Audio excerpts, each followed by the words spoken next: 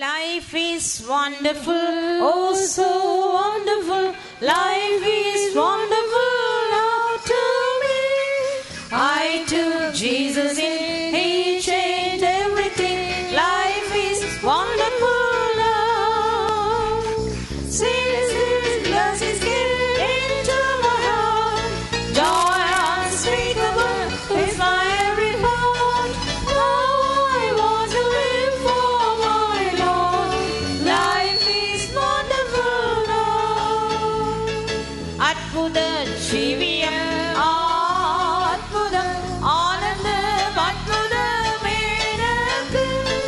நேசரை பற்றினே என்னை முற்று மாற்றினான் அற்புத ஜீவியமே. இயேசுவின் உள்ளத்தில் வந்த நாள் முதல் சொல்லி முடியாத அன்பு உள்ளில் பொங்குதே. நான் என் நேசர்க்காய் ஜீவிப்பேன் அற்புத ஜீவியமே. ഹല്ലേലൂയ. Hallelujah. ദൈവമക്കൾ എല്ലാവരും ചേർന്ന് സന്തോഷത്തോടുകൂടെ എന്നോട് ചേർന്ന് എല്ലാവരും ഒരു ഹല്ലേലൂയ ചൊല്ലുന്നത് നന്നായിരിക്കും. Joyfully, if you join me together and shout hallelujah, it's a pleasant experience. ඔබ සියලු දෙනා මාහයක් වී එක්සත් හලෙලුයා පවසන්නේ නම් එය ඊටමත්ම මිහිරි එකක් වනු ඇත. தேவனுடைய பிள்ளைகளாகிய நீங்கள் யாவரும் ஒருமனப்பட்டு அல்லேலூயா சொல்லினால் ஒரு சந்தோஷமான அனுபவமாயிருக்கும். ഹല്ലേലൂയ. Hallelujah. ദൈവത്തിന് സ്തോത്രം. Praise be to the Lord. දෙවියන් වහන්සේට ස්තුති වේවා. கர்த்தருடைய நாமத்துக்கு மகிமை உண்டாகட்டும்.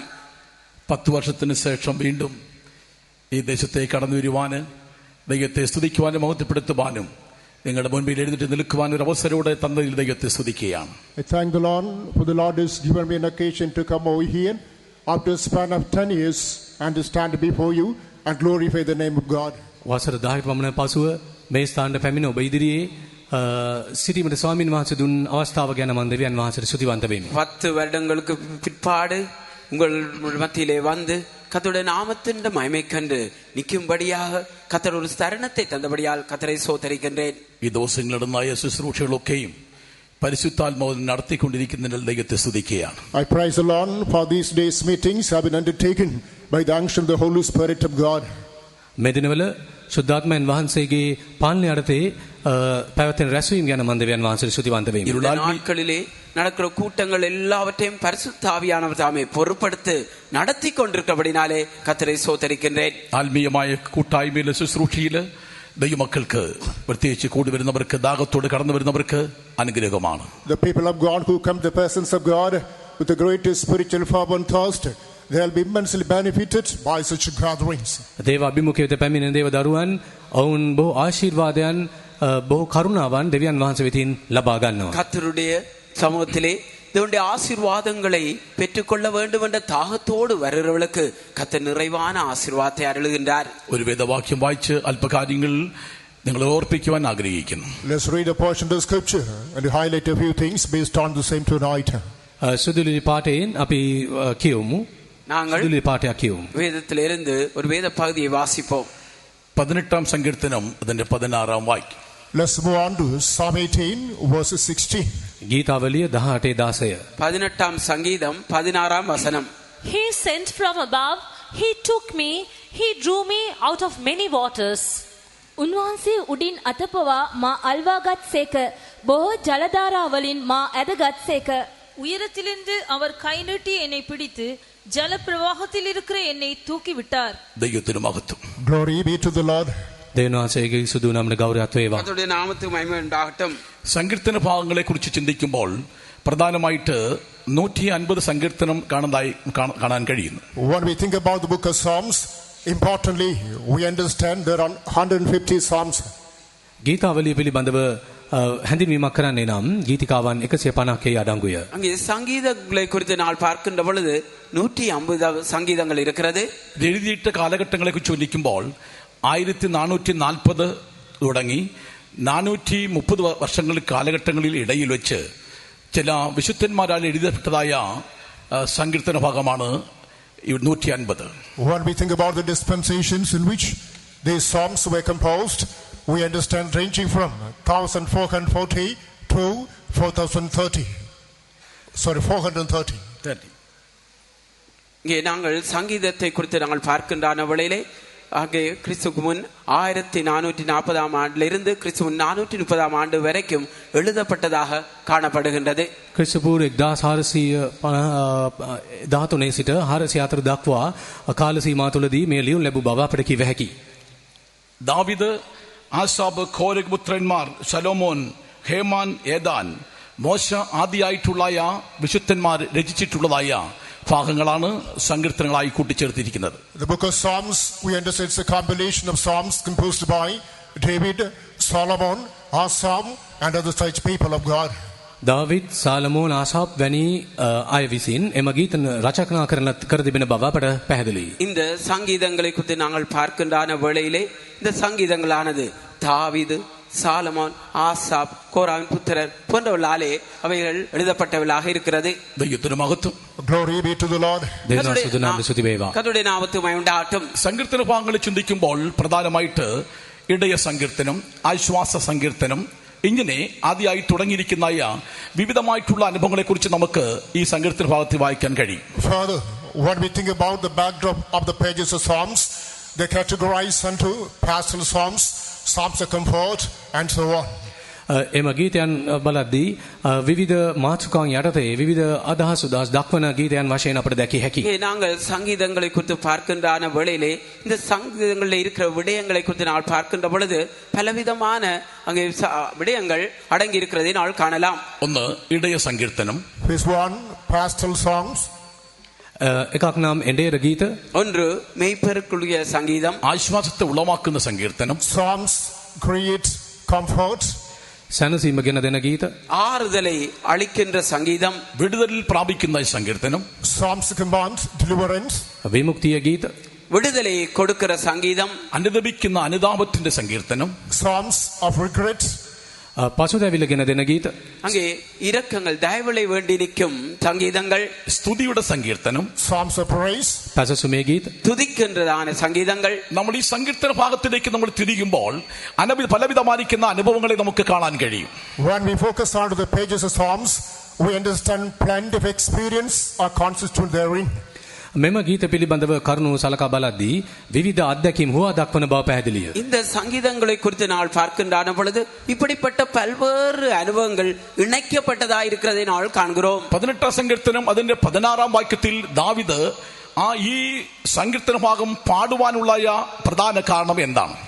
What are the circumstances which accompany David to sing this particular reference, which is mentioned in Psalm 18 verses 16? ගීතාවල 18:16 David තමන්ගේ ගීතයෙන් පැහැදිලි කරන්නේ කුමක්දයි අපි සිතා බැලුවොත්, இந்த சங்கீதம் 18:16 வசனத்திலே அங்கே தாவீது அதிலே அவர் விளங்கப்படுத்துவது என்னென்று நாங்கள் பார்க்கின்ற பொழுது, വിവിധമായിരിക്കുന്ന ശത്രുക്കളുടെ മധ്യത്തിലും പ്രത്യേകിച്ച് ശൗൽ ആദ്യമായിട്ടുള്ള ശത്രുക്കളുടെ മുൻപിൽ നിന്ന് രക്ഷ പ്രാപിച്ചതിനു ശേഷം അവൻ സന്തോഷത്തോടുകൂടെ വിടുതലിന്റെ സങ്കീർത്തനം പാടി ദൈവത്തെ സ്തുതിക്കുന്ന ഒരു അനുഭവമാണ് ഈ 18 സങ്കീർത്തനം. After finding deliverance from wide range of enmities, particularly from the clutches of the chase of Saul, in this passage we understand he is composing this psalm.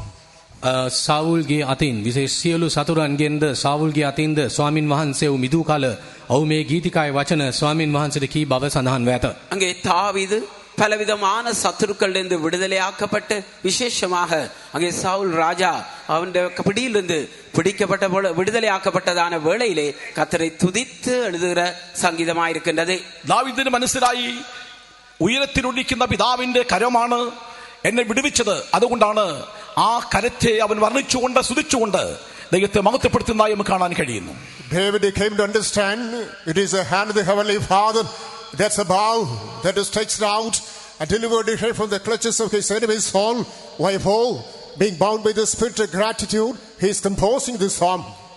ස්වර්ගීය පියාණන් ඔහුට අනුකම්පා කොට සතුරාගේ මර උගුලෙන් ඔහු මුදාගත් විටදී ඔහුගේ හදවත ගුණවන්ත කමින් පිරීතිරි ගොස් ඔහු මෙම ගීතය රචනා කළ ආකාරය අපට දැකිය හැකියි. அங்கே தன்னுடைய பரமபிதாவாகிய தேவனுடைய கரத்தினாலே மாத்திரமே எல்லா சத்துருக்களிடம் விருந்தும் தான் விடுதலை ஆக்கப்பட்டேன் என்றதான அந்த அன்பின் கட்டின் நிமித்தமாக அன்பினாலே நிறைந்து இந்த சங்கீதத்தை எழுதுகிறதை நாள் காண்கிறோம். ഉയരത്തിൽ നിന്ന് കരം നീട്ടിയില്ലായെങ്കിൽ നിശ്ചയമായിട്ടും ശത്രുവിന്റെ കയ്യിൽ നിന്നും അഥവാ ശൗലിന്റെ കയ്യിൽ നിന്ന് രക്ഷപ്രാപിപ്പാൻ കഴിയില്ലായിരുന്നുള്ള ഒരു പൂർണ്ണമായിട്ടുള്ള നിശ്ചയം അല്ലെങ്കിൽ ഉറപ്പ് ദാവീദിന്റെ ജീവിതത്തിൽ ഉണ്ടായി. He's got the tangible assurance. The Father had not stretched out his hand from above. Definitely he must not been liberated from the clutches of his enemies all.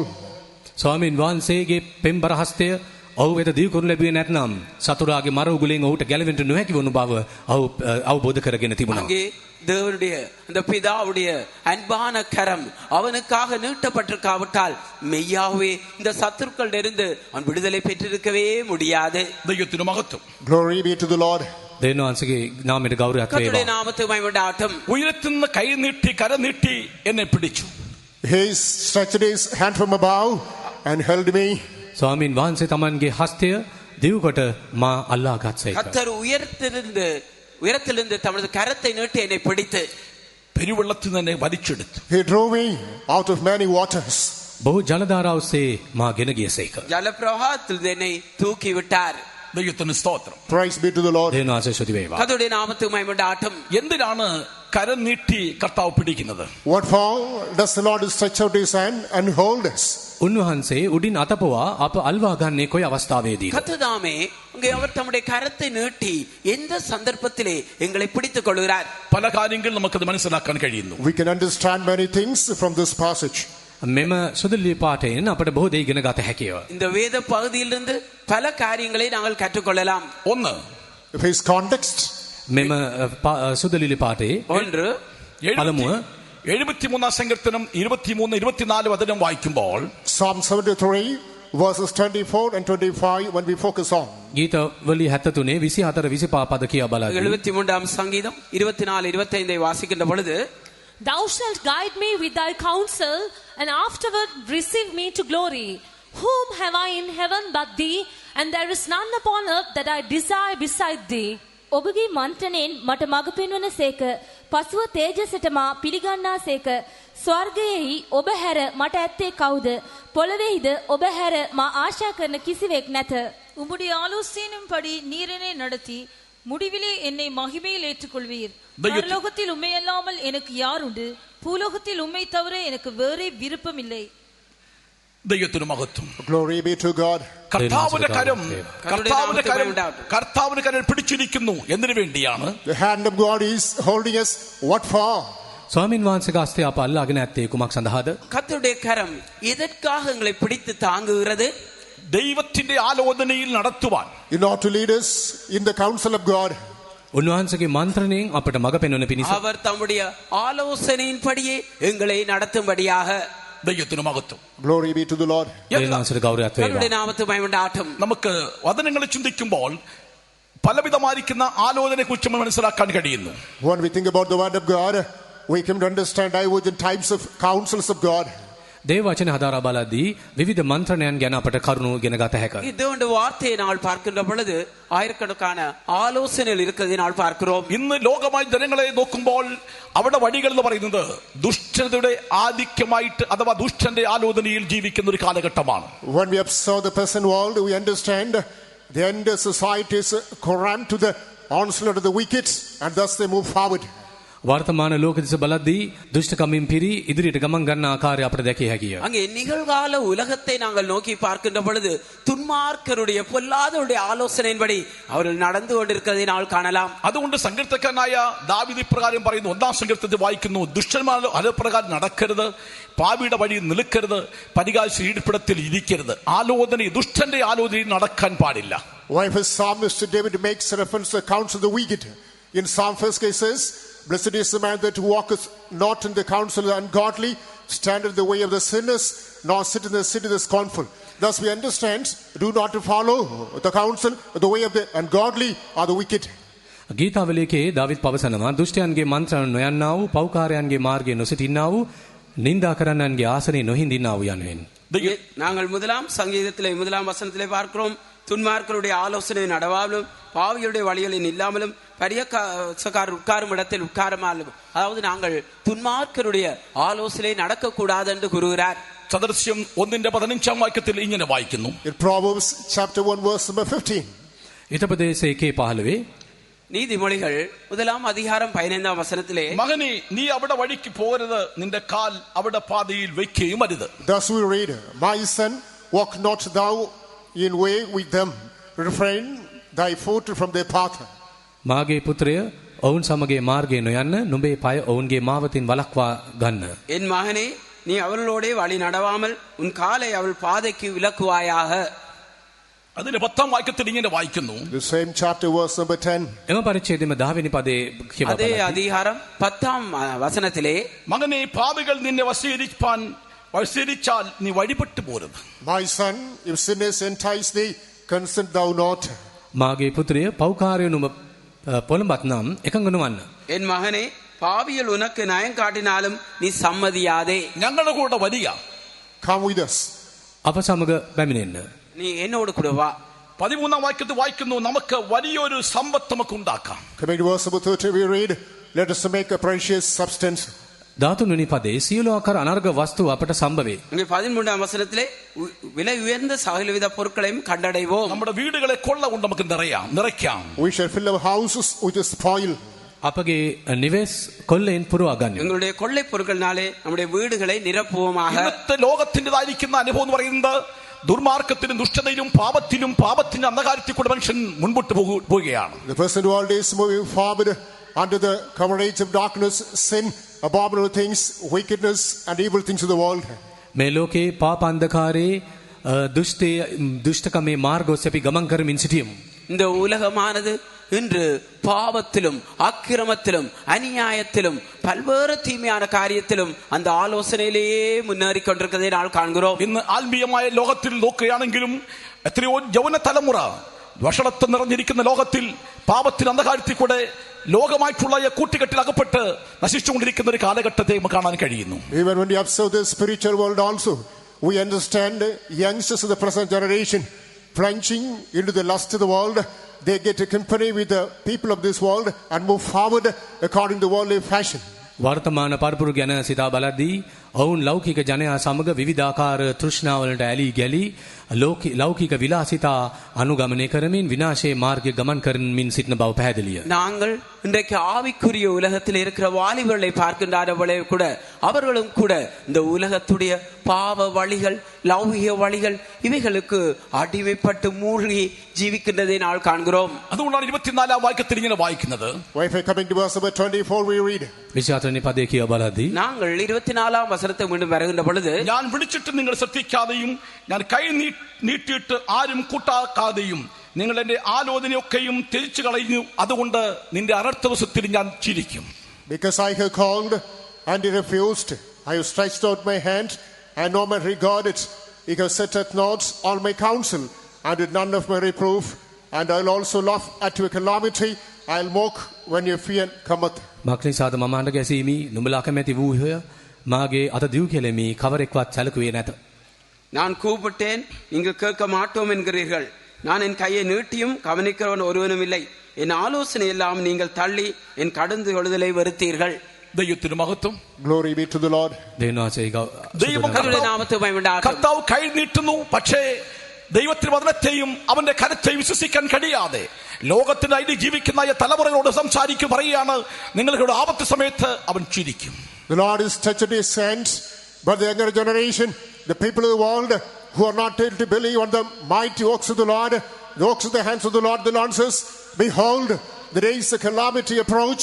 You will call unto me, you will cry unto me, I will laugh at you. ස්වාමින් වහන්සේ කතා කරද්දී ආසන්නේ නැතුව නුඹලා මාගේ සියලු දැනුමුතුකම් සුළුකොට මාගේ අවවාදය කොහෙත්ම පිළි නොගත්තහුය. එබැවින් මමත් නුඹලාගේ විපත් දවසේ සිනාසෙන් නෙමෙයි. නුඹලාට බය පැමිණෙද්ද නුඹලාගේ බීතිය කුණාටුවක් මෙන් පැමිණෙන විටද මම සරදම් කරන්නෙමි. යයි ස්වාමින් වහන්සේ පවසනසේක. பாருங்கள், கர்த்தர் கூப்பிடுகிறதான வேளையிலே கர்த்தர் தாமே தம்முடைய கரத்தை நீட்டுகின்ற பொழுது நாங்கள் அதை கவனியாமல் அதை நாங்கள் பற்றி கொள்ளாமல் இருக்கின்ற பொழுது என்ன நடக்கிறது?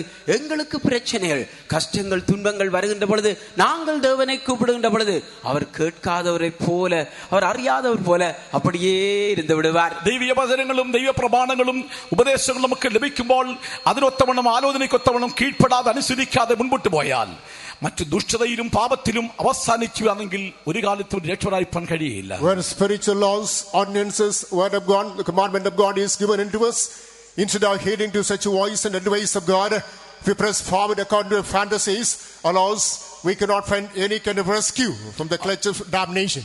ආත්මික අනපනත් දිව්‍ය මන්ත්‍රණය ප්‍රතික්ෂේප කොට ලෞකික මන්ත්‍රයන් ඔස්සේ අපි ගමන් කරමු නම් අපට විපත්තියෙන් විනාශයෙන් ගැලවෙන්නට පුළුවන් වන්නේ නැත. பாருங்கள் கத்தர் எங்களுக்கு கற்பனைகளையும் பிரமாணங்களையும் நியாயங்களையும் ஆலோசனைகளையும் இவைகள் எல்லாவற்றையும் எங்களுக்கு தந்திருக்கிறார். ஆனால் இவை எல்லாவற்றையும் நாங்கள் தள்ளி எங்களுக்கு இவை எல்லாம் வேண்டாம் என்று நடப்போமே, ஆனால் கடைசியாக எங்களுக்கு வருகிற அழிவில் இருந்து எங்களுக்கு பாதுகாப்பே இல்லாமல் போய்விடும். ദൈവത്തിന് ലഭിച്ചതായ ജനത്തോട് സംസാരിക്കുകയാണ്. ദൈവീയ പ്രമാണങ്ങൾ ഉപദേശങ്ങൾ ലഭിച്ചിരിക്കുന്ന ഞങ്ങളോട് പറയുന്നു, ഒരിക്കലും പാപത്തിന്റെ വഴിയിലും മ്ലേച്ഛമായിട്ടുള്ള അവസ്ഥയിൽ ഒരിക്കലും മുൻപോട്ട് പോകരുത്. ദൈവത്തിന്റെ ആലോചനയിലും ദൈവ പ്രമാണത്തിൽ നമ്മൾ മുൻപോട്ട് പോകണമെന്നൊരു മുന്നറിയിപ്പ് തരികയാണ്. The people under whom the law of God, the word of God, the counsel of God had been given, the Lord is giving a note of caution, ignoring, negating the commandment of God. Do not move forward lest you should be plunged into desolation. දේව මන්ත්‍රණය ඉගැන්වීම උපදේශය අප දෙන්න ලැබෙන දේව ප්‍රතික්ෂේප කොට අපගේ මාර්ග ඔස්සේ ගමන් කරන්නෙමු නම් විනාශය පිළිබඳ අන්තරංගවීමක් කර තිබෙනවා. கத்தர் எங்களுக்கு கொடுத்திருக்கிற நியாயங்கள் நீதிகள் ஆலோசனைகள் எல்லாவற்றையும் நாங்கள் செய்து அதிலே முன்னேறி செல்லாமல் நாங்கள் அவைகளை தள்ளிவிடுவோமானால் நியாய தீர்ப்பு வைக்கப்பட்டிருக்கிறது. സദൃശ്യം 12:15 വാക്യത്തിൽ വായിക്കുന്നു. Proverbs chapter 12 verse number 15. හිතපදේශ 12:15 நீதிமொழிகள் 12 அதிகாரம் 15 வசனம். ഭോഷന്റെ വഴി അവന് ചൊവ്വായി തോന്നും, ജ്ഞാനിയോ ആലോചനയിൽ നടക്കുന്നു. The way of a fool is right in his own eyes, but that who hearkens unto counsel is wise. මෝඩයාගේ මාර්ගය තමාගේ ඇස්වලට නම් හරිව පෙනෙන්නේය. එහෙත් ඥානවන්තයා දැනමිතිකම් අසන්නේය. மதியனுடைய வழி அவன் பார்வைக்கு செம்மையாயிருக்கும், ஆலோசனை செவி கொடுக்கிறவனோ ஞானம் உள்ளவன். ജ്ഞാനിയുടെ ജ്ഞാനിയായിരിക്കുന്ന ശലോമോൻ ഇപ്രകാരം പറയുന്നു, നിശ്ചയമായിട്ടും ജ്ഞാനത്തിൽ കൂടെയും വിവേകത്തിൽ കൂടെയും പരിജ്ഞാനത്തിൽ കൂടെ ജീവിക്കുന്നവർക്ക് നിശ്ചയമായിട്ടും ദൈവത്തിന്റെ ആലോചനയുണ്ട്. ആലോചന ജീവിക്കുന്നവർക്കൊരു മഹത്വ രാജ്യം പ്രാപിപ്പാൻ കഴിയുമെന്ന്. In the words of Solomon the wise, those who live the life according to the wisdom, understanding, prudence and counsel of God, there's a set way before them. If they continue their journey through the way, there is pleasant end to them. ප්‍රඥාවන්ත වූ සාලමෝන් රජු පවසන ආකාරයෙන් ස්වාමින් වහන්සේ දී තිබෙන උපදේශ මන්ත්‍රණයන් සහ මාර්ගෝපදේශ අනුව ගමන් කරන්නෙමු නම් අවසානයේ ප්‍රසන්න වූ නිමාවක් අපට දීමට උන්වහන්සේට පුළුවන්. ஞானியாகிய சாலமோன் சொல்வது என்னவென்றால், அங்கே வழிகளிலே எங்களுக்கு ஞானம், புத்தி, ஆலோசனை இவைகள் எல்லாம் கொடுக்கப்பட்டிருந்தது. ஆனால் இவை எல்லாவற்றுக்கும் நாங்கள் செவி கொடுத்து அந்த பாதையிலே நடப்போமே, ஆனால் எங்களுக்கு நன்மையான முடிவு வைக்கப்பட்டிருக்கிறது. 14:12 വാക്യത്തിൽ വായിക്കുന്നു, ഒരുത്തന്റെ വഴി അവന് ചൊവ്വായി തോന്നും, അതിന്റെ അവസാനമോ മരണവഴിയാണ്. In chapter 14 verse number 12 we read, there's a way which seemeth right unto a man, but the end thereof are the ways of death.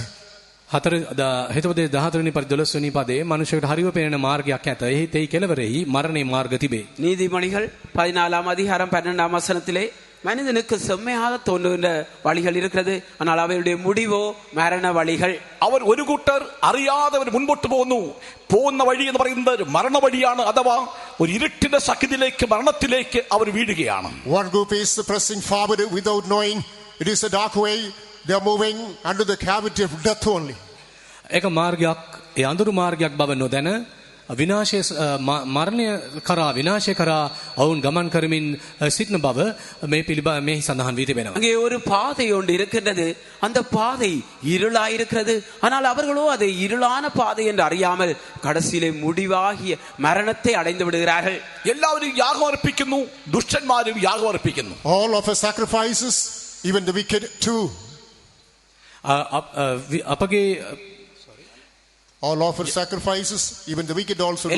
පූජාව නොපු කරනවා, දුෂ්ටයන් පවා පූජාව නොපු කරනවා. எல்லாரும் பலிகளை செலுத்துகிறார்கள், துன்மார்க்கரும் பலி செலுத்துகிறார்கள். സദൃശ്യം 15:7 മുതൽ താഴോട്ട് വായിക്കുമ്പോൾ ദുഷ്ടന്റെ യാഗത്തിൽ ദൈവത്തിന് ഇഷ്ടമില്ല. The book of Proverbs chapter 15 verses 7 onwards we come to read, the Lord is not delighted in the sacrifices of the wicked. හිතපදේශ 15:7 සිට අපි කියවන්නේ ස්වාමින් වහන්සේ දුෂ්ටයන්ගේ පූජාව ගැන ප්‍රසන්න නොවන බවයි. இங்கே நாங்கள் நீதிமொழிகள் 15:8 வாசிக்கின்ற பொழுது கர்த்தருடைய துன்மார்க்கருடைய பலி அவருக்கு அருவருப்பாய் இருக்கிறது. ദുഷ്ടതയിൽ കൂടെയും പാപത്തിന്റെ ചതിയിൽ കൂടെ അകപ്പെട്ട് മുൻപോട്ട് വന്ന ജനങ്ങൾ ദൈവമേ എന്ന് വിളിച്ചാൽ നിശ്ചയമായിട്ട് നിന്റെ പ്രാർത്ഥനയ്ക്ക് മറുപടി ലഭിക്കത്തില്ല. കാരണം ദുഷ്ടന്റെ യാഗത്തിൽ ദൈവം പ്രസാദിക്കുന്നില്ല. The people who move forward in the track of wickedness, unrighteousness and abomination, even though they call upon God, oh God, help us, God will not hearken to their cry.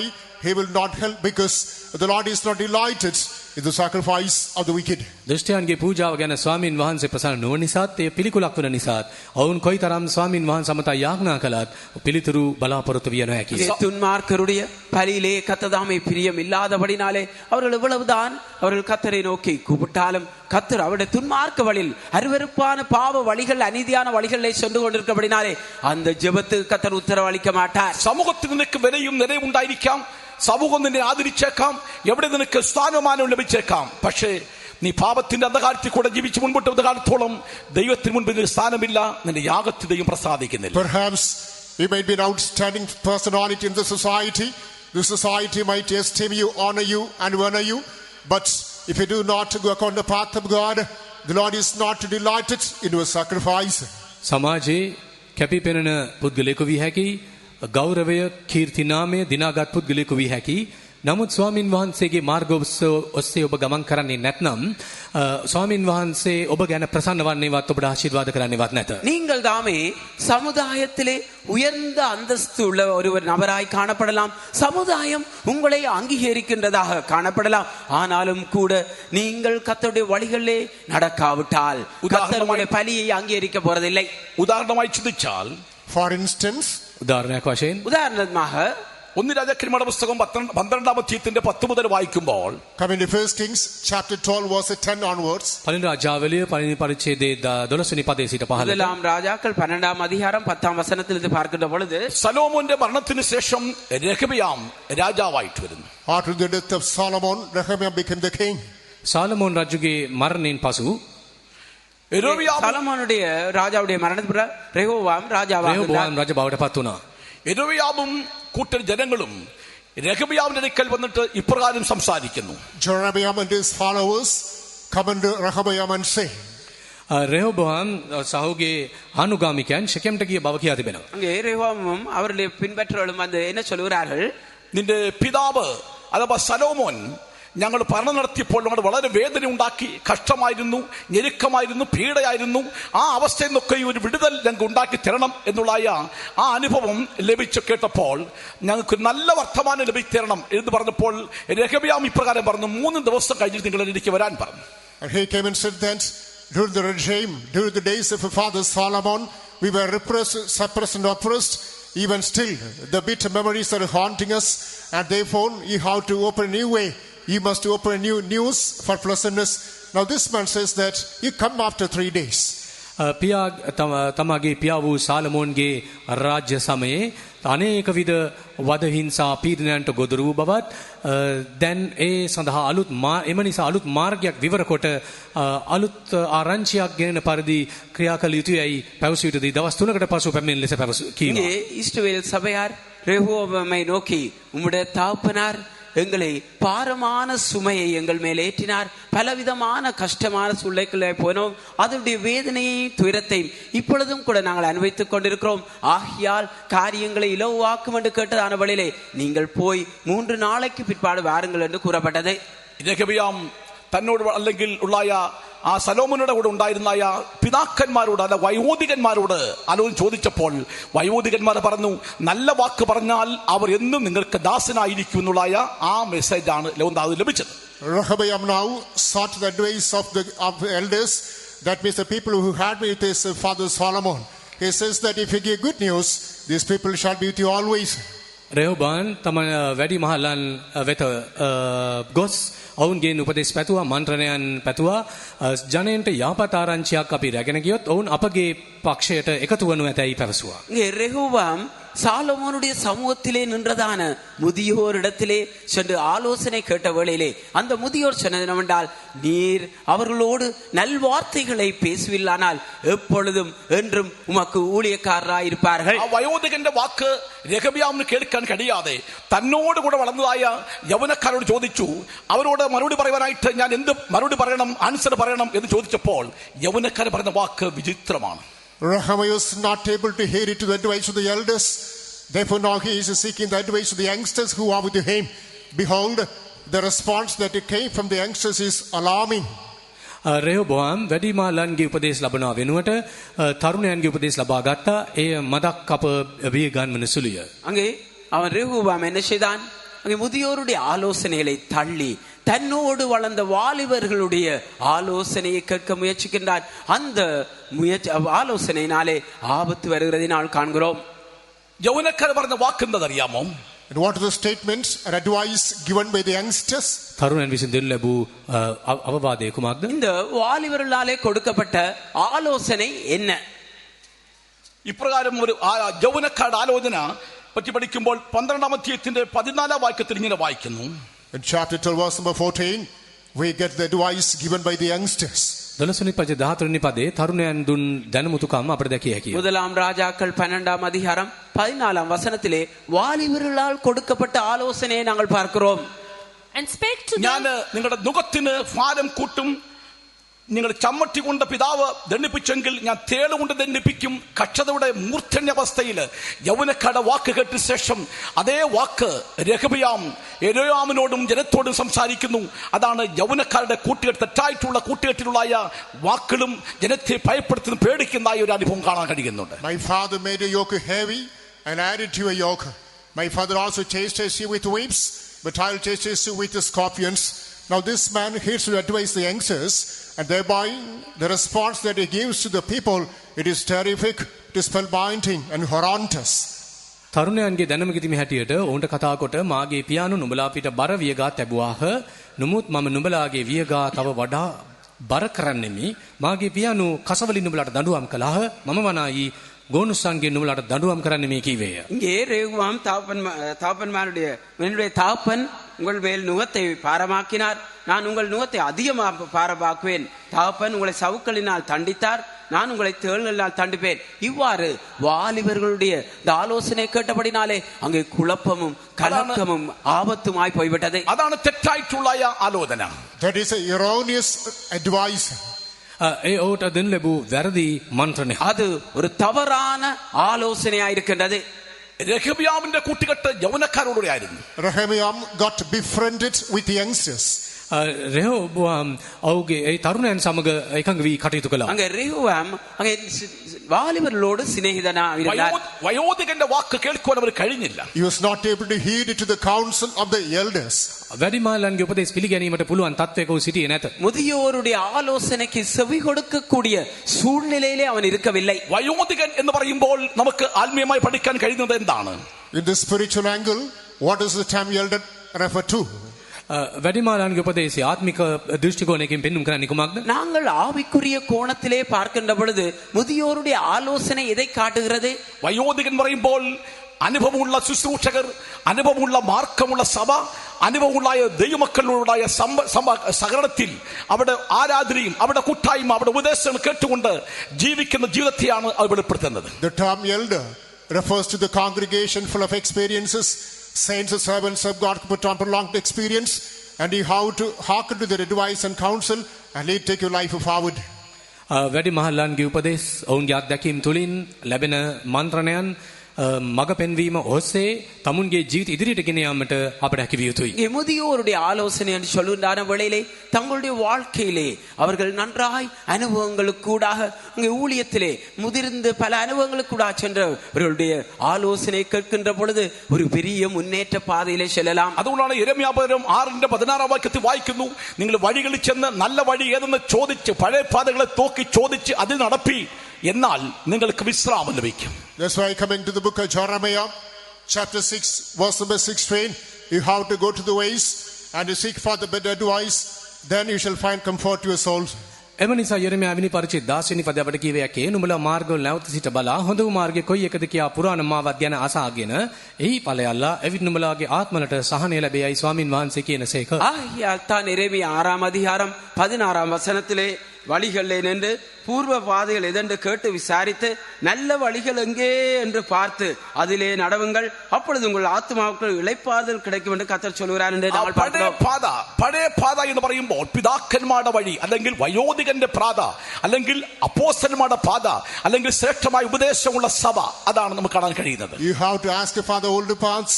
This older path refers to the path of the apostles, the path of the saints, the path of there is the doctrine of God, the path that should take you into the presence of God. පුරාණ මාවතන අදහස් වන්නේ පුරාතනයන්ගේ මාර්ගය, ප්‍රේරිතයන් ආදී පියවරුන්ගේ මාර්ගය එය අප සැනසීම කරා ගෙන යයි. இங்கே பூர்வ பாதைகள் என்று சொல்லுகிறதான வேளையிலே அது எங்களுடைய முற்பிதாக்களுடைய பாதைகளா இருக்கிறது, ஆதி அப்போஸ்தலருடைய பாதைகளா இருக்கிறது, சபையில் இருக்கிற பரிசுத்தவான்களுடைய பாதைகளா இருக்கிறது. இது தேவனுடைய சமூகத்துக்கு எங்களை கொண்டு செல்லும்.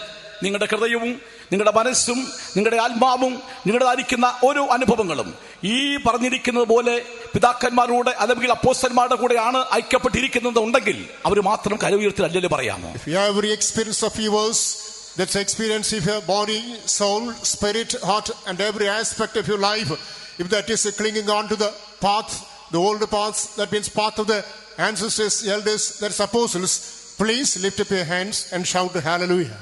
ආත්මය ප්‍රාණය ශරීරය දෙවියන් වහන්සේට බාරකොට පැරණි පියවරුන්ගේ ඒ පුරාණ මාවත් ඔස්සේ ගමන් කිරීම සඳහා ඔබගේ ජීවිත ඔබ බාර දී ඇතනා අතවසව හලෙලුයා කියන්නේ. என்னுடைய ஆவி ஆத்மா சரீரத்திலே நான் தானே என்னுடைய முற்று முழுதாக இந்த முற்பிதாக்களுடைய இந்த பூர்வ பாதைக்கு ஒப்பு கொடுத்திருக்கிறேன் என்று சொல்லுகிறவர்கள் கரங்களை உயர்த்தி அல்லேலூயா சொல்லுங்கள். ഹല്ലേലൂയ அல்லேலூயா ഹല്ലേലൂയ அல்லேலூயா. നമ്മൾ ഹല്ലേലൂയ ചൊല്ലുമ്പോൾ സ്വർഗ്ഗം സന്തോഷിക്കുകയാണ്. When you shout hallelujah, heaven rejoices. අපි හලෙලුයා ශබ්ද පාතුනේ ස්වර්ගීය ප්‍රීති ഘോഷ අපවත්වයි. நாங்கள் அல்லேலூயா சொல்லும் பொழுது பரலோகம் சந்தோஷப்படுகிறது. എന്തിനു വേണ്ടി ഹല്ലേലൂയ പറയുന്നത് അറിയാമോ? What way should we shout hallelujah? අපි හලෙලුයා ශබ්ද පාත්වන්නේ මන්ද? நாங்கள் ஏன் அல்லேலூயா என்று சொல்லுகிறோம்? വയോധികന്റെ വാക്ക് കേൾക്കുന്നു. You have to hearken to the advice of the elders. වැඩිමහලන්ගේ මන්ත්‍රණය පිළිගන්නා නිසා. முதியோருடைய ஆலோசனையின்படி நடப்பதினாலே നല്ല വഴികൾ കൂടെ ജീവിപ്പാൻ ആഗ്രഹിക്കുന്നവർ നല്ല ആലോചനകൾ അംഗീകരിക്കും. Those who want to live the life according to good ways, they will accept good counsels. ස්වාමීන් වහන්සේගේ යහපත් මාර්ග ඔස්සේ තමුන්ගේ ජීව සකස් කර ගන්නා යහපත් උපදේශයන් පිළිගනු ඇත. நல்ல பாதையிலே நடக்கிற தேவனுடைய பிள்ளைகள் அந்த நல்ல ஆலோசனைக்கு செவி கொடுப்பார்கள். തെറ്റായിട്ടുള്ള യൗവനക്കാരുമായിട്ടുള്ള ബന്ധത്തിൽ ജീവിച്ചതായ യെരോബെയാമിന് പിതാക്കന്മാരുടെ ആലോചന കേൾക്കാൻ കഴിഞ്ഞില്ല. അവർ യൗവനക്കാരുടെ ആലോചന കേട്ട ശേഷം അവർ ജനത്തോട് സംസാരിക്കുന്നു. The Jeroboam who was not able to hear to advice of the elders, and he got befriended with the youngsters, the people who walk according to worldly fashion, sins of the world, he was not able to exhibit a good exemplary rule. රෙහොබොහන් වැඩිහිටියන් වැඩිමාලන්ගේ උපදේශය ප්‍රතික්ෂේප කොට ඒ වෙනුවට තරුණයන්ගේ දැනුමුතුකම් පරිදි සෙනග තමන්ගේ පක්ෂයට එකතු කරගත් ගැනීමෙන් ඔහු ලෞකික විලාසිතා තමුන් කැමති මාර්ග ඔස්සේ ලෞකික මාර්ග ඔස්සේ ගමන් කිරීම සම්බන්ධයෙන් ඔවුන්ට උපකාරයක් කරමින් වැරදි ආදර්ශයක් දැක්වූ බවට කියන්න පුළුවන්. இங்கே யெரோவாம் என்ன செய்கிறான்? முதியோருடைய ஆலோசனை கேட்க முடியாதவனாய் வாலிபர்கள் இந்த உலகத்துடைய வழிகள் ஆடம்பரங்கள் இவைகளினாலே அவன் அங்கே செய்வதின் ஆலோசனை கேட்டபடினாலே தன்னுடைய ஆட்சியை உறுதியாக்கி கொள்ள முடியவில்லை. ദൈവത്തിന് മഹത്വം. Glory be to the Lord. දේවාසේ ස්තුති වේවා. கர்த்தருடைய நாமத்துக்கு மகிமையுண்டாகட்டும். എന്തിനു വേണ്ടിയാണ് നമ്മുടെ കർത്താവ് നമ്മെ കൈക്ക് പിടിച്ചിരിക്കുന്നത്? What is the purpose with which our Lord is holding our hand? ස්වාමීන් වහන්සේ අපගේ අත අල්ලාගෙන සිටීමේ අදහස කුමක්ද? கர்த்தர் எங்களுடைய தம்முடைய கரத்தினாலே எங்களை பிடித்து வைத்திருக்கிறதுடைய நோக்கம் என்ன? ദൈവത്തിന്റെ ആലോചനയിൽ നടത്തുവാൻ. You know, to lead us in the counsel of God. දෙවියන් වහන්සේගේ මන්ත්‍රයෙන් අපට මඟ පෙන්වන පිණිස. தேவனுடைய ஆலோசனையிலே எங்களை நடத்தும்படியாக.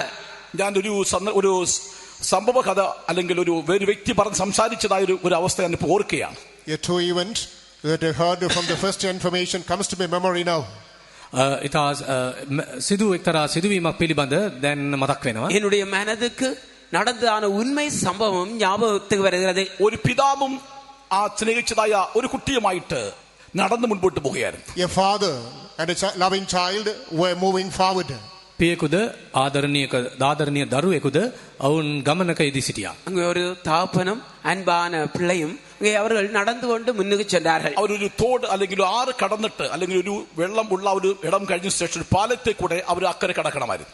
After they had to cross a place with the water like a stream or a river, and they had to cross the other side through the bridge. ඇලක් ගඟක් වැනි තැනක් පසුකර එගොඩ විය යුතුව තිබුණා. அவர்கள் அங்கே தண்ணீர் பாய்ந்து கொண்டிருக்கின்ற ஒரு ஆற்றை போன்ற இடத்தை பாலத்துக்கூடாக அக்கறைக்கு கடக்க வேண்டும். ആ പാലത്തെ കയറിയപ്പോൾ ആ പിതാവ് ആ കുട്ടിയെ ബലമായിട്ട് പിടിച്ചു. On stepping upon the bridge, the father held the hand of the child tightly. ගඟේ ගොඩ වීම සඳහා පාලමට නැගුණු පියා සහ දරුවා පියා තමගේ දරුවාගේ අතින් තදින් අල්ලා ගත්තා. அந்த பாலத்தை கடக்க பாலத்துக்கு மேல் கால் வைத்த உடனே தகப்பன் பிள்ளையை இறுக பிடித்துக் கொண்டார். ആ പാലത്തിൽ കയറിയപ്പോൾ ആ കുട്ടിക്ക് ഏതോ കണ്ണിന് ഇമ്പമുള്ള ഇഷ്ടമുള്ള ഏതോ വസ്തു ആ പാലത്തിൽ കിടക്കുന്നതായി കണ്ടു. On stepping upon the bridge, the child noticed some object that's a playful thing that attracted the attention of the child. He is in the bridge.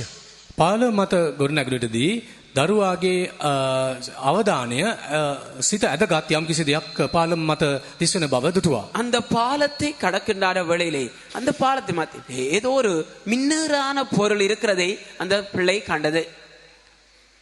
ആ കുട്ടി കുനിഞ്ഞ് എടുക്കാൻ നോക്കി. The child attempted to hold it. දරුවා එය ඩැහැ ගැනීමට උත්සාහ කළා. பிள்ளை அதை எடுக்க பிடிக்க முயற்சித்தார். എന്നാൽ പിതാവ് വിട്ടില്ല. The father did not let go. පියා ඉඩ දුන්නේ නැත. ஆனால் தகப்பனோ இடம் கொடுக்கவில்லை. ഒരു ചെറിയ പാലത്തെ കൂടാണ് കടന്നു വന്നത്. ആ പിതാവ് കൈവിട്ടെങ്കിൽ അഥവാ പിതാവ് കുട്ടിയെ പിടിച്ചിരുന്നില്ലായിരുന്നെങ്കിൽ നിശ്ചയമായിട്ടും അതിനിഷ്ടമുള്ള ഒരു വസ്തുവിനെ എടുക്കാൻ കുനിയും, അത് താഴെ വെള്ളത്തിലേക്ക് പതിക്കും, മരണം സംഭവിക്കും. They were passing through a narrow, a small bridge. The child made an attempt to hold that object. The father did not let it go. If the father had freed the child, definitely that should have plunged into the water. මෙසේ දරුවා ඉදී ගැනීමට තත් කළ අවස්ථාවේදී පියා දරුවා තදින් අල්ලා ගත්තා. යම් හේකින් පියාගේ අත හැරුණා නම් මේ දරුවා පාලමින් ලිස්සා වැටෙනු ඇති. அவர்கள் கடந்ததான பாலம் மிகவும் ஒடுக்கமான பாலமாக இருந்தது. ஏதோ ஒரு வகையிலே தகப்பன் அந்த பிள்ளையை எடுக்க குறிய கையை விட்டிருந்தால் சில வேளைகளிலே தவறு விழுந்து மரணமும் சம்பவித்திருக்கலாம். പിതാവ് കുഞ്ഞിനെ കൈക്ക് പിടിച്ച് അക്കരെ കടന്നു. The father was holding the hand of the child. They crossed over the other bank. පියා දරුවාගේ අත අල්ලා පාලමින් එගොඩ වුණා. தகப்பன் அந்த பிள்ளையுடைய கையை பிடித்துக் கொண்டு பாலத்துடைய அக்கறையை அடைந்தார்கள். പ്രത്യേകിച്ച് ദൈവമക്കളോട് ഒരു കാര്യം പറയട്ടെ. Importantly, I would like to remind one thing to the people of God. දේව ජනයාට එක් දෙයක් වැදගත් දෙයක් වශයෙන් මතක් කරන්න කැමතියි. தேவனுடைய ஜனத்துக்கு ஒரு காரியத்தை நான் ஞாபகப்படுத்த விரும்புகிறேன். ഈ വർഷക്കാലത്തിന്റെ അല്ലെങ്കിൽ ജനുവരി മാസം 1 മുതൽ നോക്കുമ്പോൾ ഇത്രത്തോളം എത്രവിധമായിരിക്കുന്ന പ്രശ്നങ്ങൾ, പ്രതികൂലങ്ങൾ, അപകടങ്ങൾ നേരിടാമായിരുന്നു. എങ്കിലും അവിടെല്ലാം നിന്നെ താങ്ങിയത് ദൈവത്തിന്റെ കരമാണ്. ഇത്രത്തോളം കർത്താവിന്റെ കരത്തിൽ നിന്നെ സൂക്ഷിച്ചിരിക്കുന്നു. വിശ്വസിക്കുന്ന ദൈവമക്കൾ മാത്രം ദൈവത്തിന് മഹത്വം കൊടുത്ത് ദൈവത്തെ സ്തുതിക്കണം. When we have a flashback of throughout this year, starting from the 1st of January, hitherto we came across plenty of accidents, disasters, and the endangering situations. If the hand of God did not hold us, we should have gone astray. Therefore, those who are remembering the same, those who have that grateful heart, you must glorify the name of God now. මේ වසරේ සිදුවීම් පිළිබඳව අපගේ අවධානය යොමු කර බැලුවොත්, අපි ආපස්ස බැලුවොත් ජනවාරි මාසයේ සිට මේ දක්වා අප නොයෙකුත් මාරක අනතුරු වලට මුහුණ දීමට ආසන්න වූ අවස්ථාවන්, අනතුරුදායක අවස්ථාවන්, මෙවැනි පරීක්ෂා සෝදිසි අවස්ථාවන් දෙවියන් වහන්සේ අප සමග සිටමින් අපගේ අත අල්ලා අපට මඟ පෙන්වුවේ නැත්නම්, අප ආරක්ෂා කර තිබුණේ නැත්නම් අප අද සුරැකිව සිටින බව අපට කිව නොහැකිය. நாங்கள் தாமே අපේ වගේම දෙවියන් වහන්සේට ස්තුතිවන්තව ගුණවන්තව ස්තුති කළ යුතු ඇත. நாங்கள் தாமே எங்களுடைய வாழ்க்கையை திரும்பி பார்க்கின்ற வேளையிலே ஜனவரி மாதம் 1ஆம் தேதியிலிருந்து பல்வேறு விதமான ஆபத்துகள், நாசமோசங்கள், விபத்துக்கள் இவை எல்லாவற்றிலிருந்தும் கர்த்தர் எங்களை பாதுகாத்துக் கொண்டிருக்கிறார். இதை நாங்கள் நினைக்கின்ற பொழுது நன்றியுள்ள இருதயத்தோடு அவரை துதிக்க வேண்டியவளாயிருக்கிறோம். കർത്താവിന്റെ കരമാണ് നമ്മെ സൂക്ഷിച്ചത്. ഇത്രത്തോളം കർത്താവിന്റെ കരം നമ്മെ പിടിച്ചിരിക്കുന്നു. വിശ്വസിക്കുന്നവരെ മാത്രം കരയിലോട്ട് ദൈവത്തെ സ്തുതിച്ചാട്ടെ. Those who believe it is the hand of God that had been holding us, still the Lord is holding us, and therefore let us lift our hand and praise God. මේ දක්වා අප අල්ලාගෙන සිටි දෙවියන් වහන්සේගේ හස්තය පමණයි, උන්වහන්සේගේ හස්තය පමණයි අප අල්ලාගෙන සිටින්නේ කිව හැකි සියලු දෙනාම අතෝසවා හලෙලුයා. கர்த்தருடைய கரம் மாத்திரமே எங்களை பிடித்து வைத்து பாதுகாத்தது. இன்னும் பிடித்துக் கொண்டிருக்கிற என்று சொல்கிறவர்கள் கரங்களை வைத்து சோதரியுங்கள். ஹல்லேலூயா, ഹല്ലേലൂയ, ഹല്ലേലൂയ. ദൈവത്തിന്റെ കരത്തിനെ പിടിച്ചു വലിപ്പാൻ ഒരു ശക്തിക്ക് കഴിയില്ല. There is no power that can fetch you away from the hand of God.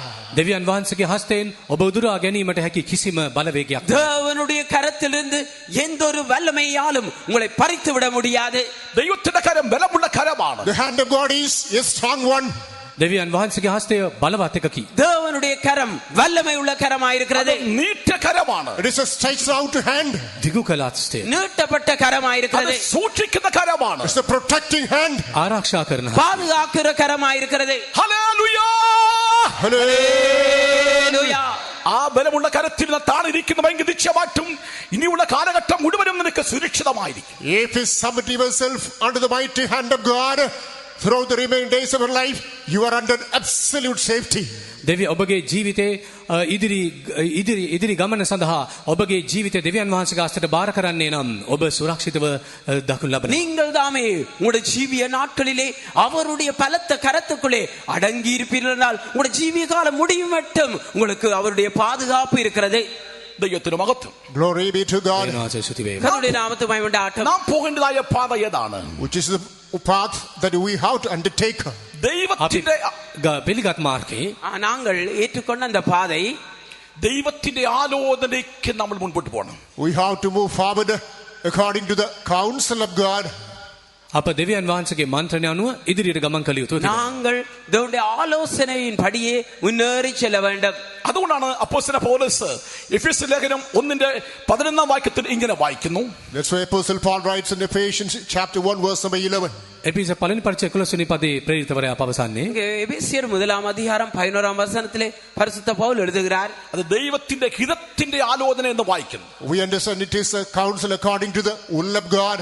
ඒ දේව කැමැත්ත අනුව දෙනු ලබන මන්ත්‍රණයයි. அங்கே தேவனுடைய சித்தத்தின் படியான ஆலோசனை என்று கூறுகிறார். ദൈവഹിതത്തിന്റെ ആലോചന. The counsel according to the will of God. දේව කැමැත්ත අනුව ලැබෙන මන්ත්‍රණය. தேவ சித்தத்தினுடைய ஆலோசனை. ആ വചനം വായിക്കാമോ? Please read that verse. ඒ පදේ කියවන්න. அந்த வசனத்தை வாசிங்க. എഫെസ്യർ 1:11. Ephesians chapter 1 verse 11. එපිස 1:11. எபேசியர் 1:11 In whom also we have obtained an inheritance, being predestinated according to the purpose of him who worketh all things after the counsel of his own will. එසේය තමන්ගේ කැමැත්තේ මන්ත්‍රණය හැටියට සියල්ල සිද්ධ කරන්නා වූ තනන් වහන්සේගේ නියමයේ ප්‍රකාරයට අප පෙර නියම කරනු ලැබ ක්‍රිස්තුස් වහන්සේ තුල උරුමයක් වී සිටිමුව. தமது சித்தத்தின் ஆலோசனைக்கு தக்கதாக எல்லாவற்றையும் நடப்பிக்கிற அவருடைய தீர்மானத்தின்படியே நாங்கள் முன்குறிக்கப்பட்டு கிறிஸ்துவுக்குள் அவருடைய சுதந்திரமாகும்படி தெரிந்து கொள்ளப்பட்டோம். എന്താണ് ദൈവത്തിന്റെ ഹിതത്തിന്റെ ആലോചന? What is the counsel of the will of God? දේව කැමැත්තේ මන්ත්‍රණය කුමක්ද? தேவனுடைய சித்தத்தின் ஆலோசனை என்ன? എന്നാണ് ഹിതത്തിന്റെ ആലോചന? What is the counsel of God? ස්වාමීන් වහන්සේගේ මන්ත්‍රණය කුමක්ද? அந்த தேவ ஆலோசனை என்ன? അതിൽ മാനസാന്തരവും ജലസ്നാനവും പരിശുദ്ധാത്മ ശക്തിയും പരിശുദ്ധ ജീവിതത്തെയും അടങ്ങിയിരിക്കുന്നതായി കാണാൻ കഴിയുന്നു. In that counsel are latent the doctrines of repentance, water baptism, the power of the Holy Spirit, separated in holy life. ගැලවීම, වතුර බෞතිස්මය, සුද්ධාත්ම බෞතිස්මය, වෙන්වීමේ ජීවිතය. அங்கே இந்த ஆலோசனையானது ரட்சிப்பு, ஞானஸ்தானம், பரிசுத்தாவின் அபிஷேகம், வேறு விருந்தல் ஜீவியம். ലൂക്കോസ് സുവിശേഷം 7:30 ഇങ്ങനെ വായിക്കുന്നു. Coming to Luke's Gospel chapter 7 verse 30. ලූක 7 වෙනි පරිච්ඡේදය 30 වෙනි පදය. லூக்கா 7:30 പരീശന്മാരും ന്യായശാസ്ത്രിമാരും അവനാൽ സ്നാനമെടുക്കാതെ ദൈവത്തിന്റെ ആലോചന അവർക്ക് വൃഥാവാക്കളഞ്ഞു വായിക്കുന്നു. The Pharisees and the lawyers rejected the counsel of God against themselves, being not baptized of him. නමුත් පරිසවරුද ව්‍යවස්ථා උගන්වන්නන්ද ඔහුගෙන් බෞතිස්ම ලැබ දෙවියන් වහන්සේගේ අදහස තමුන්ටම එපා කළ බව කියා දෙනවා. பரிசேரும் நியாய சாஸ்திரியுமோ அவனாலே ஞானஸ்தானம் பெறாமல் தங்களுக்கு கேடுண்டாக தேவனுடைய ஆலோசனையை தள்ளிவிட்டார்கள். സ്നാനം എന്ന് പറയുന്നത് ദൈവത്തിന്റെ ആലോചനയാണ്. Baptism is the counsel of God. වතුරු බෞතිස්මය දෙවියන් වහන්සේගේ මන්ත්‍රණයයි. தண்ணீர் ஞானஸ்தானம் தேவனுடைய ஆலோசனை. ഈ സ്നാനം സ്വീകരിക്കും മുൻപായിട്ട് യേശു പറഞ്ഞിരിക്കുന്ന കൽപ്പന നമ്മൾ അനുസരിക്കണം. അതാണ് യോഹന്നാൻ 3:3 യേശു പറയുകയുണ്ടായി. Before being baptized, you have to obey the counsel given by Lord Jesus Christ, which is mentioned in John's Gospel chapter 3 verse 3. යෝහන්ගේ සුබලපොත 33 වෙනි 30 වෙනි පදේ කියා තිබෙන පරිදි ඊට පෙර ස්වාමින් වහන්සේ දී තිබෙන මන්ත්‍රණයට කීකරු වීම වග බලා ගත යුතුයි. யோவான் எழுதின சுவிசேஷம் 3:3 நாங்கள் ஞானஸ்தானம் முன்பாக தேவன் அங்கே கொடுத்த ஆலோசனைக்கு கீழ்ப்படிய வேண்டும். പുതുതായി ജനിച്ചില്ലെങ്കിൽ ദൈവരാജ്യം കാണുവാൻ ആർക്കും കഴിയില്ല. Except a man be born again, he cannot see the kingdom of God. යෝහන් 3:3 කියා තිබෙන්නේ යමෙක් වතුරෙන් යමෙක් අලුතෙන් නූපන්නොත් ඔහුට දෙවියන් වහන්සේගේ රාජ්‍යය දැකිය නොහැකිය. ஒருவன் மறுபடியும் பிறவாவிட்டால் தேவனுடைய ராஜ்யத்தை காண மாட்டான். ഒരുവൻ ദൈവരാജ്യം അവകാശമാക്കണമെങ്കിൽ എന്ത് ചെയ്യണം? If a person is to inherit the kingdom of God, what should he do? යම් කිසි කෙනෙක් දෙවියන් වහන්සේගේ රාජ්‍යයත් පත් කර ගැනීම සඳහා නම් ඔහු කළ යුතු ඇත්තේ කුමක්ද? ஒருவர் தேவனுடைய ராஜ்யத்தை சுதந்திரித்துக் கொள்ள வேண்டுமே ஆனால் அவர் என்ன செய்ய வேண்டும்? അതിനാണ് യേശു നിക്കോദമസ് ഉപദേശം മറുപടിയായിട്ട് പറയുണ്ടായി 5-ാം വാക്യത്തിൽ വെള്ളത്താലും ആത്മാവിനാലും ജനിച്ചില്ലെങ്കിൽ ഒരുവൻ ദൈവരാജ്യത്തിൽ കടപ്പാൻ കഴിയില്ല. What is to be done is mentioned in verse 5. Jesus Christ gives as a response to Nicodemus, verily, verily, I say unto you, except a man be born of water and spirit, he cannot enter the kingdom of God. මිනිසෙක් මහලුව සිටියදී උපදින්න පුළුවන් කොහොමද? දෙවෙනි වර මව් කුසට ඇතුළු උපදින්න පුළුවන් දැයි උන්වහන්සේට කීවේය. යේසුස් වහන්සේ උත්තර දෙමින් සබවක් නුඹට කියමි, යමෙක් වතුරෙන් ආත්මෙන්ද නූපන්නොත් ඔහුට දෙවියන් වහන්සේගේ රාජ්‍යයට ඇතුළු වෙන්න බැරිය. ஆனாலும் கர்த்தர் அந்த நிக்கோதேமுக்கு என்ன சொல்கிறார்? ஒருவன் ஜலத்தினாலும் ஆவியினாலும் பிராவிட்டால் தேவனுடைய ராஜ்யத்துக்குள்ளே பிரவேசிக்க மாட்டான் என்று மெய்யாவே மெய்யாவே உனக்கு கூறுகிறேன். അതുകൊണ്ടാണ് അപ്പോസ്തലനായ പൗലോസ് റോമ സഭയ്ക്ക് ലേഖനം എഴുതുമ്പോൾ 6-ാം അധ്യായത്തിന്റെ 1-ാം വാക്യത്തിൽ വായിക്കുന്നു, ഇപ്രകാരം വായിക്കുന്നു. Wherefore when Apostle Paul writes Epistle to the Church of Romans, particularly in chapter 6, the first verse we read. රෝමාවෙනි පරිච්ඡේද පළවෙනි පදයේ සිට සුදුර පාවුල් දෙන උපදේශය තවදුරටත් අපි කරුණු සලකා அங்கே බලද්දී ரோமர் 6-ாம் அதிகாரம் 1-ாம் வசனத்திலே பரிசுத்த பவுல் அதை குறித்த ஆலோசனை உபதேசத்தை அங்கே நாங்கள் காண்கிறோம். ആകയാൽ നാം എന്ത് പറയുന്നു? കൃപ വരേണ്ടതിന് പാപം ചെയ്തുകൊണ്ടിരിക്കുക എന്നോ? ഒരു നാളും അരുത്. What shall we say then? Shall we continue in sin that grace may abound? God forbid. මින්මතු අපි පාපේ පවතිමුද? නමුත් උන්වහන්සේ එය තහනම් කරනසේක. ஆகையால் என்ன சொல்லுவோம்? கிருபை பெருகும்படிக்கு பாவத்திலே நிலை நிக்கலாம் என்று சொல்லலாமா? கூடாதே. പാപ സംബന്ധമായി മരിച്ചവരായ നാം ഇനി അതിൽ ജീവിക്കുന്നത് എങ്ങനെ? അഥവാ പാപത്തിൽ ജീവിക്കുന്നത് എങ്ങനെ? How shall we that are dead to sin live any longer therein? That means, how can we continue in sin again? පාපෙට මැරී සිටින අප තවදුරටත් පාපේ පවතින්නේ කෙසේද? පව් කරන්නේ කෙසේද? பாவத்துக்கு மரித்த நாம் அதிலே எப்படி பிழைத்திருப்போம்? அப்படி என்றால் தொடர்ந்தபடி நாங்கள் பாவம் செய்யக்கூடும். പാപത്തിന് മോചനം ലഭിക്കണമെങ്കിൽ ജലസ്നാനം സ്വീകരിക്കണം. In order to find the remission of your sins, he must obey water baptism.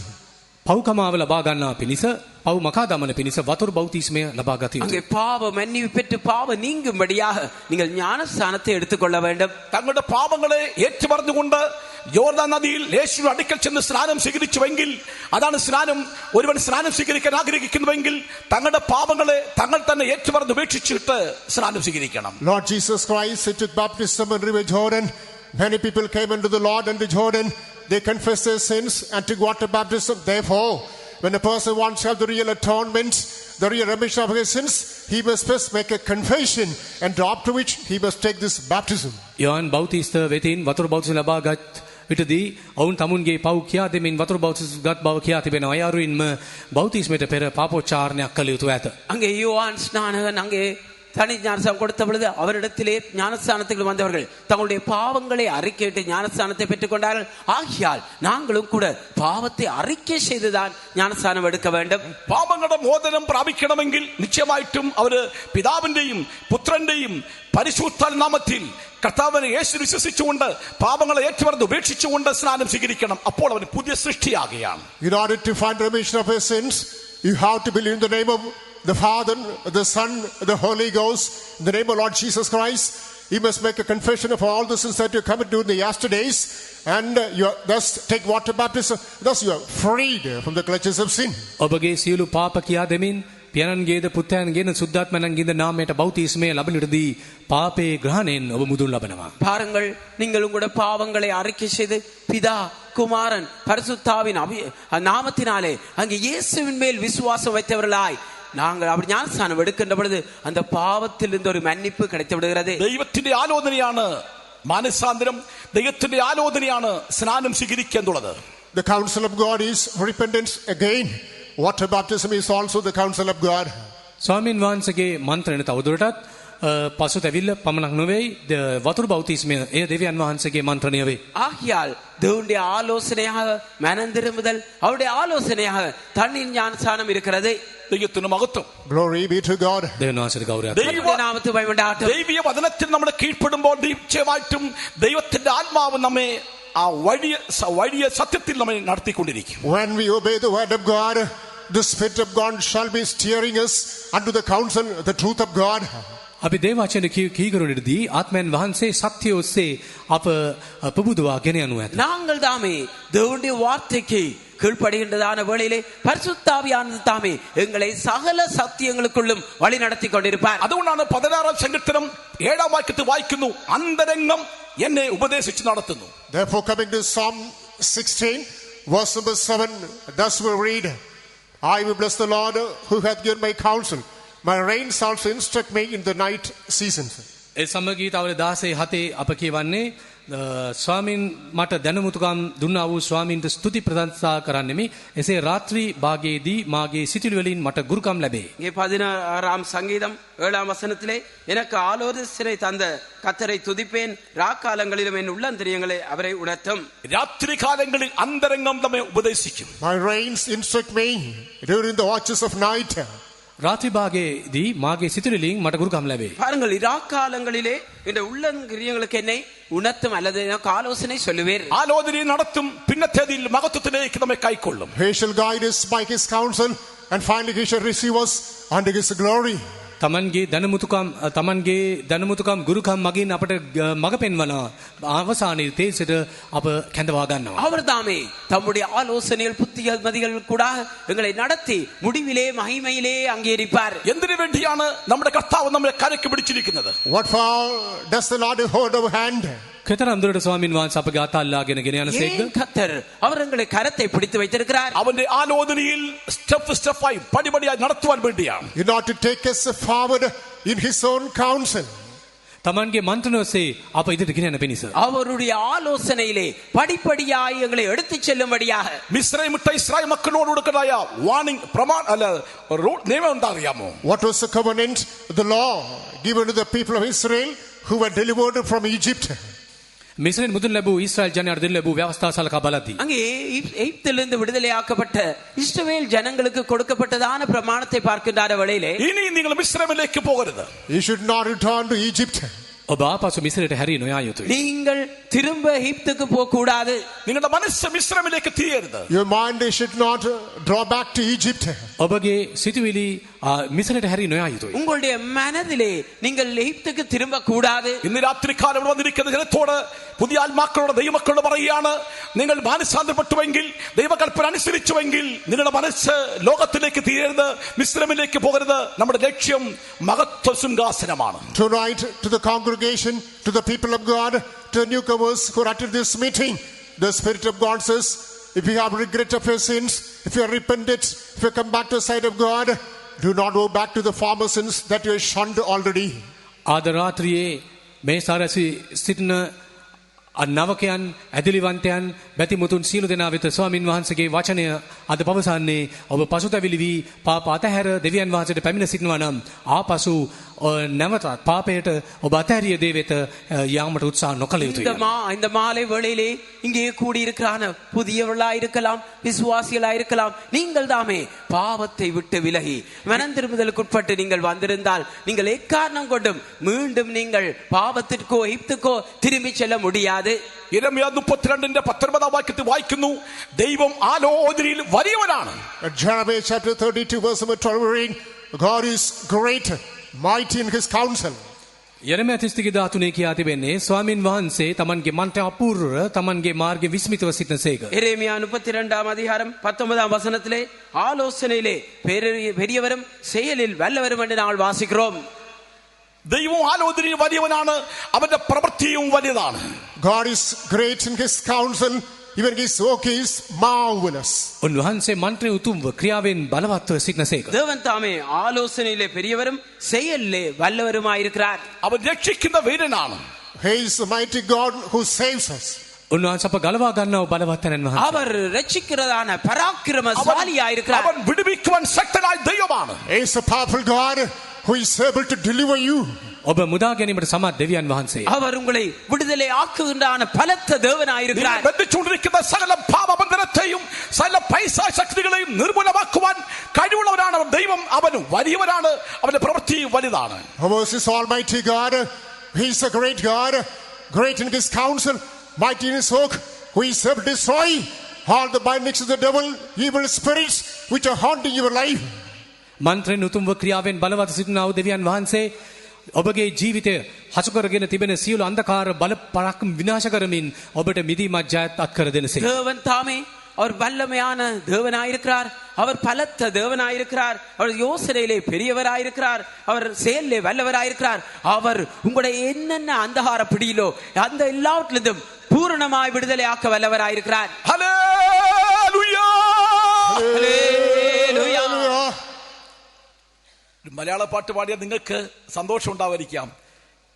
If you sing a Malayalam song, I suppose you will be delighted. യഹോവാ ദൈവമാം വിശുദ്ധ ജാതി നാം അവൻ അവകാശമാം ജനന്താൻ പരദേശികൾ നാം ഭാഗ്യശാലികൾ ഇതുപോലൊരു ജാതിയുണ്ടോ യഹോവാ ദൈവമാം വിശുദ്ധ ജാതി നാം അവൻ അവകാശമാം ജനന്താൻ. യഹോവ വലിയവൻ, വിശുദ്ധ ജാതിയാണ് നാം, ഒരു ശ്രേഷ്ഠ ജാതിയായിട്ട് ദൈവം നമ്മെ തിരഞ്ഞെടുത്തിരിക്കുകയാണ്. The Lord is the greater, and we are the Lord has chosen us as a peculiar nation, a holy set of people of God. දෙවියන් වහන්සේ බලවත්ය අප ශුද්ධ වූ සෙනගක් වශයෙන් උන්වහන්සේ සන්තක ශ්‍රේෂ්ඨ වූ ජන කොටසක් වශයෙන් අප තෝරාගෙන கர்த்ததாமே பலத்த தேவனாயிருக்கிறார். அவர் எங்களை அவருக்கு ஒரு சொந்த ஜனமாக பரிசுத்த ஜாதியாக அவர் தெரிந்தெடுத்திருக்கிறார். വീണ്ടെടുക്കപ്പെട്ട ദൈവമക്കൾ ഒരു പരിശുദ്ധ ജാതിയായി നാം ജീവിക്കണം. The redeemed people of God should always be a holy nation. දෙවියන් වහන්සේ සන්තක සෙනග සමවිත පිවිතුරු සෙනගක් වශයෙන් ජීවත් වීමට கர்த்தராலே පග බලා ගත යුතුයි. மீட்கப்பட்டதான தேவனுடைய ஜனம் எப்பொழுதும் பரிசுத்த ஜாதியினராய் ஜீவிக்க ഒരു வேண்டும். സാധാരണ മനുഷ്യനെ പോലെ നാം ജീവിക്കരുത്. You must never live the life of being an ordinary human being. කිසිදා සාමාන්‍ය මනුෂ්‍යයන් වශයෙන් ජීවත් නොවිය. ஒரு காலம் ஒரு சாதாரண மனிதரில்லை போல ஜீவிக்க கூடாது. നാം ഒരു വിശുദ്ധ ജനമാണെന്ന് വിശ്വസിക്കുന്നവർ കരങ്ങൾ ഉയർത്തിയാട്ടെ. Those who believe we are a holy nation, please lift up your hands. අප ශුද්ධ සෙනගක් බව විශ්වාස කරන සියලු දෙනා ඔබගේ අතෝසවන්න. நாங்கள் பரிசுத்த ஜாதியினரிடம் விசுவாசிக்கிறவர்கள் உங்களுடைய கரங்களை உயர்த்துங்கள். ഹല്ലേലൂയ. ஹல்லேலூயா. വചനം പറയുന്നു വിശുദ്ധൻ ഇനിയും തന്നെ തന്നെ വിശുദ്ധീകരിക്കട്ടെ. The word of God says, the holy still be holy. ශුද්ධව සිටිනා මත ශුද්ධව සිටිවා යනුවෙන් දේවචන කියා තිබෙනවා. பரிசுத்தம் உள்ளவன் இன்னும் தன்னை பரிசுத்தம் ஆக்கட்டும் என்று தேவனுடைய வார்த்தை கூறுகிறது. സമയം പോകുന്നതുകൊണ്ട് ഞാൻ വേഗത്തിൽ മുൻപോട്ട് പോകട്ടെ. As the time is spinning out, let me touch and go. രണ്ടാമതായിട്ട് ദൈവമക്കളെ പിടിച്ചിരിക്കുന്നതിന്റെ ഉദ്ദേശം എന്താണ്? When we think about the purpose with which the Lord is holding the hand of human beings, secondly, දෙවනුව දෙවියන් වහන්සේ මිනිසා අල්ලාගෙන සිටීමේ ඊළඟ இரண்டாவதாக மனிதருடைய கரத்தை கர்த்தர் பிடித்திருக்கிறதுக்கு காரணம் என்ன? യെശയ്യാവ് 64 വചനം. Isaiah chapter 64 verse 8. යෙසා 64 8 ஏசாயா 64 அதிகாரம் 8 வசனம். വായിച്ചാട്ടെ. Please read. യെശയ്യാവ് 64:8. Isaiah 64 സമയം verse 8. പോകുന്നത് കൊണ്ടാണ് ഞാൻ ബൈബിൾ വായിപ്പിക്കാത്തത്. നമ്മുടെ വിഷയത്തിൽ കിടക്കുന്നത് അതുകൊണ്ട് ഞാൻ തന്നെ പറഞ്ഞങ്ങ് പോവുകയാണ്. As time is passing by quick, I'm not allowing you to read the passages. Please quickly read.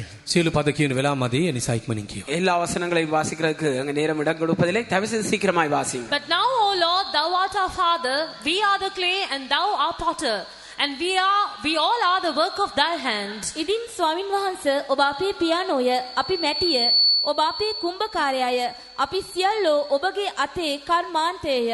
இப்பொழுதும் கர்த்தாவே, நீர் எங்களுடைய பிதா, நாங்கள் களிமண். நீர் எங்களை உருவாக்குகிறவர், நாங்கள் அனைவரும் உமது கரத்தின் கிரியை. ഹല്ലേലൂയ. Hallelujah. ഹല്ലേലൂയ. നാം എല്ലാവരും ദൈവത്തിന്റെ കരത്തിലിരിക്കുന്നു. എന്തിനു വേണ്ടി? അവന്റെ കരം നമ്മെ പിടിച്ചിരിക്കുന്നത് നമ്മെ ഒരു മാനപാത്രമാക്കി തീർക്കുവാൻ വേണ്ടിയാണ്. We are in the hands of God. The Lord is holding our hand in order to make us an honorable vessel. දෙවියන් වහන්සේගේ හස්තයේ සිටින අප උන්වහන්සේ අල්ලාගෙන සිටින්නේ අප ශ්‍රේෂ්ඨ අය බවට පත් කිරීම සඳහා. நாங்கள் தாமே கர்த்தருடைய கரத்திலே இருக்கிறோம். கர்த்தர் எங்களை பிடித்திருக்கிறார். என்னத்துக்காக? ஒரு கனத்துக்குரிய பாத்திரமாய் உருவாக்கும்படிக்கு. ഒരു മാനപാത്രമാക്കി പണിയുവാനായിട്ട് നാം ഒരു ഇണങ്ങിയ ആയുധമായിട്ട് നമ്മുടെ കർത്താവിന്റെ കയ്യിലിരിക്കണം. We have it in the hands of God as a susceptible weapon in order to become this holy, in order to become this honorable vessel. මේ ගෞරවනීය වාචන වීම සඳහා අපි දෙවියන් වහන්සේගේ හස්තේ දක්වනු ලබනවා. நாங்கள் தாமே இப்படிப்பட்ட கனத்துக்குரிய மேன்மையான ஒரு பாத்திரமாய் இருக்கும்படி அவருடைய கரத்திலே காணப்பட வேண்டும். യെരമ്യാവ് 18:4 കുശവന്റെ കയ്യിലെ കളിമണ്ണ് അത് ദൈവമക്കൾ അത് ഉടഞ്ഞു പോയി. പക്ഷേ കുശവൻ മറ്റൊരു പാത്രമാക്കി തീർത്തു. അതാണ് പുതിയ പാത്രം, അല്ലെങ്കിൽ മാനപാത്രം. In Jeremiah chapter 18 verse number 4, we are able to read of this history. The potter was making a vessel, allows that it got broken down. Now this same potter refurbishes, reshapes, and makes here is a new one, which is his honorable vessel. යරමියා 18:4 කියා තිබෙන පරිදි ඔහු සෑදූ මැටි භාජනය කුඹකාරයාගේ අතේ නරක් වූ කල නැවත ඒක සාදන්න කුඹකාරයාට හොඳව පෙනුණු ලෙස ඔහු එයින් වෙන භාජනයක් සෑදුවේය. அங்கே எரேமியா 18ஆம் அதிகாரம் 4ஆம் வசனத்திலே நாங்கள் பார்க்கின்ற வேளையிலே அங்கே குயவனுடைய கரத்திலே அவன் செய்த பாத்திரம் கெட்டு போயிட்டு என்று நாங்கள் பார்க்கிறோம். அவன் மீண்டும் அதை வனைந்து அது ஒரு கனத்துக்குரிய വിലയേറ பெற்ற പാത്രമായി ഉരുവാക്കുന്നാൻ. ഒരു മറ്റൊരു പാത്രം എന്ന് പറയുമ്പോൾ അഥവാ ഒരു മാനപാത്രമാക്കി ഇപ്പോഴത്തെ അവസ്ഥയിരിക്കുന്ന ജനങ്ങൾക്ക് ഈ ദൈവത്തിന്റെ വചനം നീ സ്വീകരിക്കുന്നുവെങ്കിൽ അംഗീകരിക്കുന്നുവെങ്കിൽ നിന്നെ ഒരു പുതിയ സൃഷ്ടി, ഒരു പുതിയ പാത്രമാക്കി തീർക്കുവാനായിട്ട് കർത്താവ് ആഗ്രഹിക്കുകയാണ്. Here the potter makes it into another vessel. If you subject yourself into the hands of God, if you hearken to the counsel of God, follow the will of God, the Lord is willing to translate you into an honorable vessel. මේ කුඹලා එම භාජනය තවත් භාජනයක් බවට පත් කරගන්නම අවස්ථා ආකාරය අපට දැකිය හැකි. ඒ අයුරින්ම ඔබ දෙවියන් වහන්සේගේ දැහැතෙහි බාර වී සිටින්නේ නම් ගෞරවණීය භාජනයක් වනු සඳහා ඔබගේ ජීවිතය සකස් කොට අඹා සකස් කරන්න ස්වාමින් වහන්සේට හැකි වනු ඇත. இங்கே தாமே குயவன் அந்த கெட்டு போன பாத்திரத்தை அவன் அங்கே இன்னொரு நல்ல பாத்திரமாக வரைகிறான். அதே போல நாங்கள் தேவனுடைய ஆலோசனைக்கு அவருடைய சித்தத்துக்கு எங்களை ஒப்பு கொடுப்போமே ஆனால் கனத்துக்குரிய பாத்திரமாக அவர் உருவாக்குவார். 2010 പ്രവേശിച്ചപ്പോൾ നമ്മളൊരു പുതിയ പാത്രമായി തീർന്നു. When we entered the year 2010, we became a new vessel. 2010 වසරට පිවිසිටදී නව බඳුනක් බවට පත් වුණා. 2010ஆம் ஆண்டு பிரவேசிக்கின்ற வேளையிலே ஒரு புதிய பாத்திரமாய் மாறினோம். എന്നാൽ അതിനുശേഷം എത്രയോ പ്രാവശ്യം ഉടഞ്ഞു പോയെന്ന് അറിയാമോ? But after which, on plenty of occasions, we were marred or broken down. බොහෝස්ථාවලදී එම භාජනය කැඩී ගියේය. ஆனாலும் பல சந்தர்ப்பத்திலே நாங்கள் அந்த பாத்திரம் அங்கே கெட்டு போய் உடைந்த நிலவரத்தில் இருக்கிறது. ആ ഉടഞ്ഞ കഷണമായിട്ട് ഇന്ന് നടക്കുകയാണ്. Today, we remain being the broken pieces. අද අපි කැබලි වී සිටිමු. இப்பொழுது நாங்கள் உடைந்து துண்டு துண்டா இருக்கிறோம். ആരാണ് ശരിയുള്ളത്, ആരാണ് ഇത്ര പരിശുദ്ധന്മാർ, ആരാണെന്നൊക്കെയാണ് ഉടഞ്ഞ പാത്രം ഇരിക്കുകയാണ്. The broken pieces are unnecessarily asking questions. Who is perfect? Who is holy? ඒ කැඩුණු බඳුන ශුද්ධ වූ ගෞරවනීය බඳුනක් බවට පත් කළ හැකිද? அந்த உடைந்த துண்டு துண்டா இருக்கிற பாத்திரத்தை ஒரு கனத்துக்குரிய பரிசுத்த பாத்திரமாய் உருவாக்க முடியுமா? ആരാണ് ഇത്ര പരിശുദ്ധന്മാര്? These pieces are asking the questions. Who are holy? Who are perfect?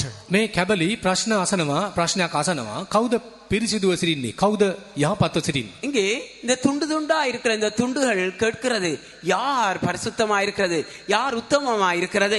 നിന്റെ ന്യായങ്ങളും നീതീകരണങ്ങളും ഒക്കെ മാറ്റിയിട്ട് ശേഷം നിന്റെ ആ പീസുകള്, കഷണങ്ങള് ദൈവത്തിന് കൈ കൊടുത്താട്ട് ഉടഞ്ഞ പാത്രത്തെ ഒരു നല്ല പാത്രമാക്കി തീർക്കുവാൻ നമ്മുടെ യേശുവിന് കഴിയും. Keep aside all the excuses, justifications and questionings. Humble yourself into the hands of God, saying, "Oh Master, make me a good vessel, change me into an honorable one." ඔබගේ කමාවට හේතුන් පැමිණිලි මේ හැම දෙයක්ම පසක තබා ස්වාමින් වහන්සේගේ හස්තයට ඔබගේ ජීවිතය බාර කරමින්, ස්වාමිනී මේ සියලු කැබලි මම ඔබට බාර දෙමි. මා යහපත් නව භාජනයක් බවට පත් කළ මැනවයි ඉල්ලා සිටිනදී ඔබගේ ජීවිතේ නැවතත් සකස් කොට ආශිර්වාද කිරීමට උන්වහන්සේට පුළුවන් වනු ඇත.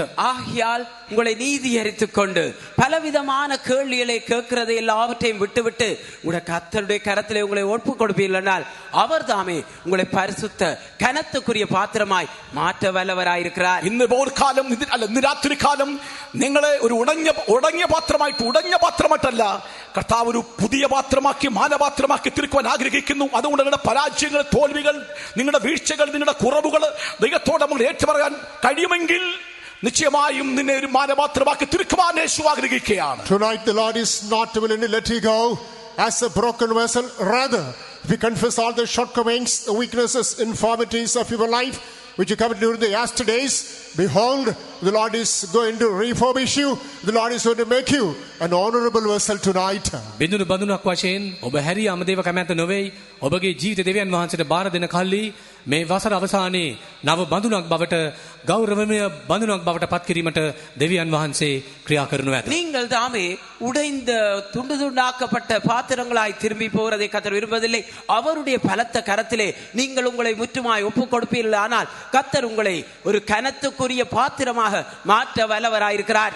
അത് ആഗ്രഹിക്കുന്നവർ, Those who desire so, අයිසේ තීරණය කරගෙන සීල් දෙනවා. നിങ്ങളുടെ കുറവുകളെ எத்தனை பேர் அந்த தீர்மானத்தை നിങ്ങളുടെ எடுத்து കുറവുകളെ സമ്മതിക്കുന്നവർ, those who accept their own shortcomings, ඔබගේ අඩුකම් පිළිගන්නා සීල්. உங்களுடைய குறைகளை ஏற்றுக்கொள்கிறவர்கள், ഉടഞ്ഞ പാത്രമായിട്ട് കർത്താവേ ഞാൻ ഇരിക്കുന്നു എന്ന് നിങ്ങൾ സമ്മതിക്കുന്നെങ്കിൽ, though if you accept, oh Lord, really, I'm a broken vessel.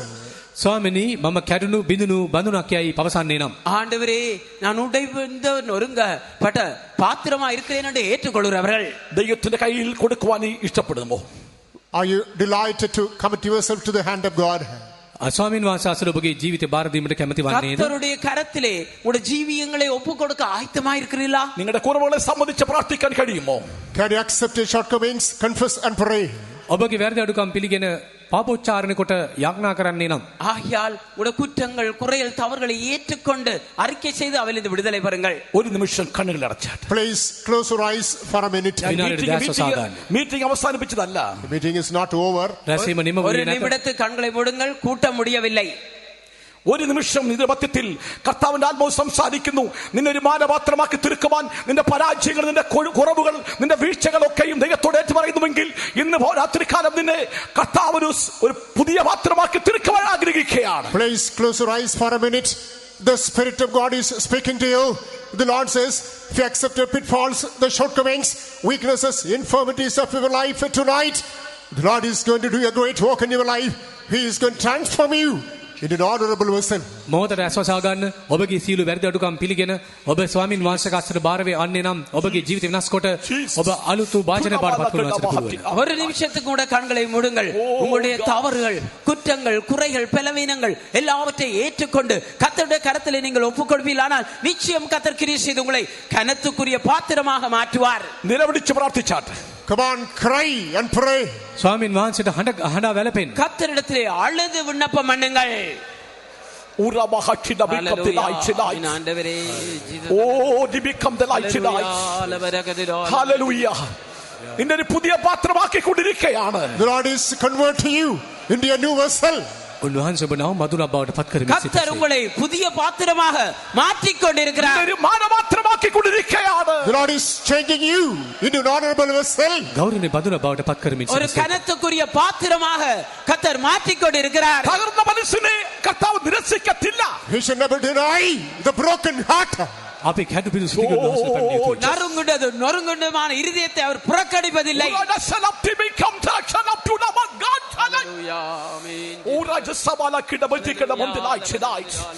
Hallelujah. Hallelujah. Hallelujah. Joy becomes Hallelujah. ஆண்டவரே. Hallelujah. Hallelujah. Hallelujah. Hallelujah. ഒരു പുതിയ പാത്രമായി തീരുവാൻ ആഗ്രഹിക്കുന്നവർ, നിങ്ങളുടെ കുറവുകളെ സമ്മതിച്ച് ദൈവസന്നിധിയിൽ നിലവിളിക്കാൻ ആഗ്രഹിക്കുന്നവർ കരങ്ങൾ ഉയർത്തി ദൈവത്തെ സ്തുതിച്ചുകൊണ്ടിരുന്നാട്ടെ. Whomsoever wants to become a new vessel, please accept your shortcomings, confess the shortcomings. Those who want to do so, lift up your hands. නව බඳුනක් වීමට කැමැත්ත දක්වන සියලු දෙනාම ඔබගේ පාප අඩුකම් පිළිගන්න, පාපෝච්චාරණය කරන්න, එසේ කරන්න කැමති අතෝසවන්න. புதிய பாத்திரமாய் மாற விரும்புகிறவர்கள், உங்கள் குற்றங்கள், குறைகள், பலவீனங்களை ஏற்றுக்கொண்டு அறிக்கை செய்ய விரும்புகிறவர்கள் எல்லாரும் கரங்களை உயர்த்துங்கள். Oh God, thank you Lord. ദൈവത്തിന്റെ കരം നിന്റെ കരത്തെ പിടിച്ചിരിക്കുകയാണ്. The hand of God is touching your hand. දෙවියන් වහන්සේගේ හස්තය ඔබගේ අත ස්පර්ශ කරනවා. கர்த்தருடைய கரமானது உடைய கரத்தை பிடிக்கிறது.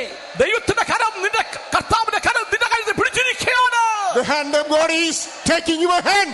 දෙවියන් වහන්සේගේ හස්තය ඔබ ඉදිරියට ගෙන යයි. கர்த்தருடைய கரமானது உங்களுடைய கரத்தை பிடிக்கிறது.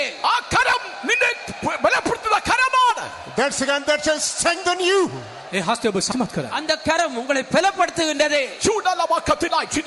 ആ കരം നിന്നെ ശുദ്ധീകരിക്കുന്ന കരമാണ്. That's the hand which will sanctify you. ඔබ පිරිසිදු කරන හස්තයයි. அந்த கரம் உங்களை பரிசுத்தமாக்குகின்றது. Hallelujah.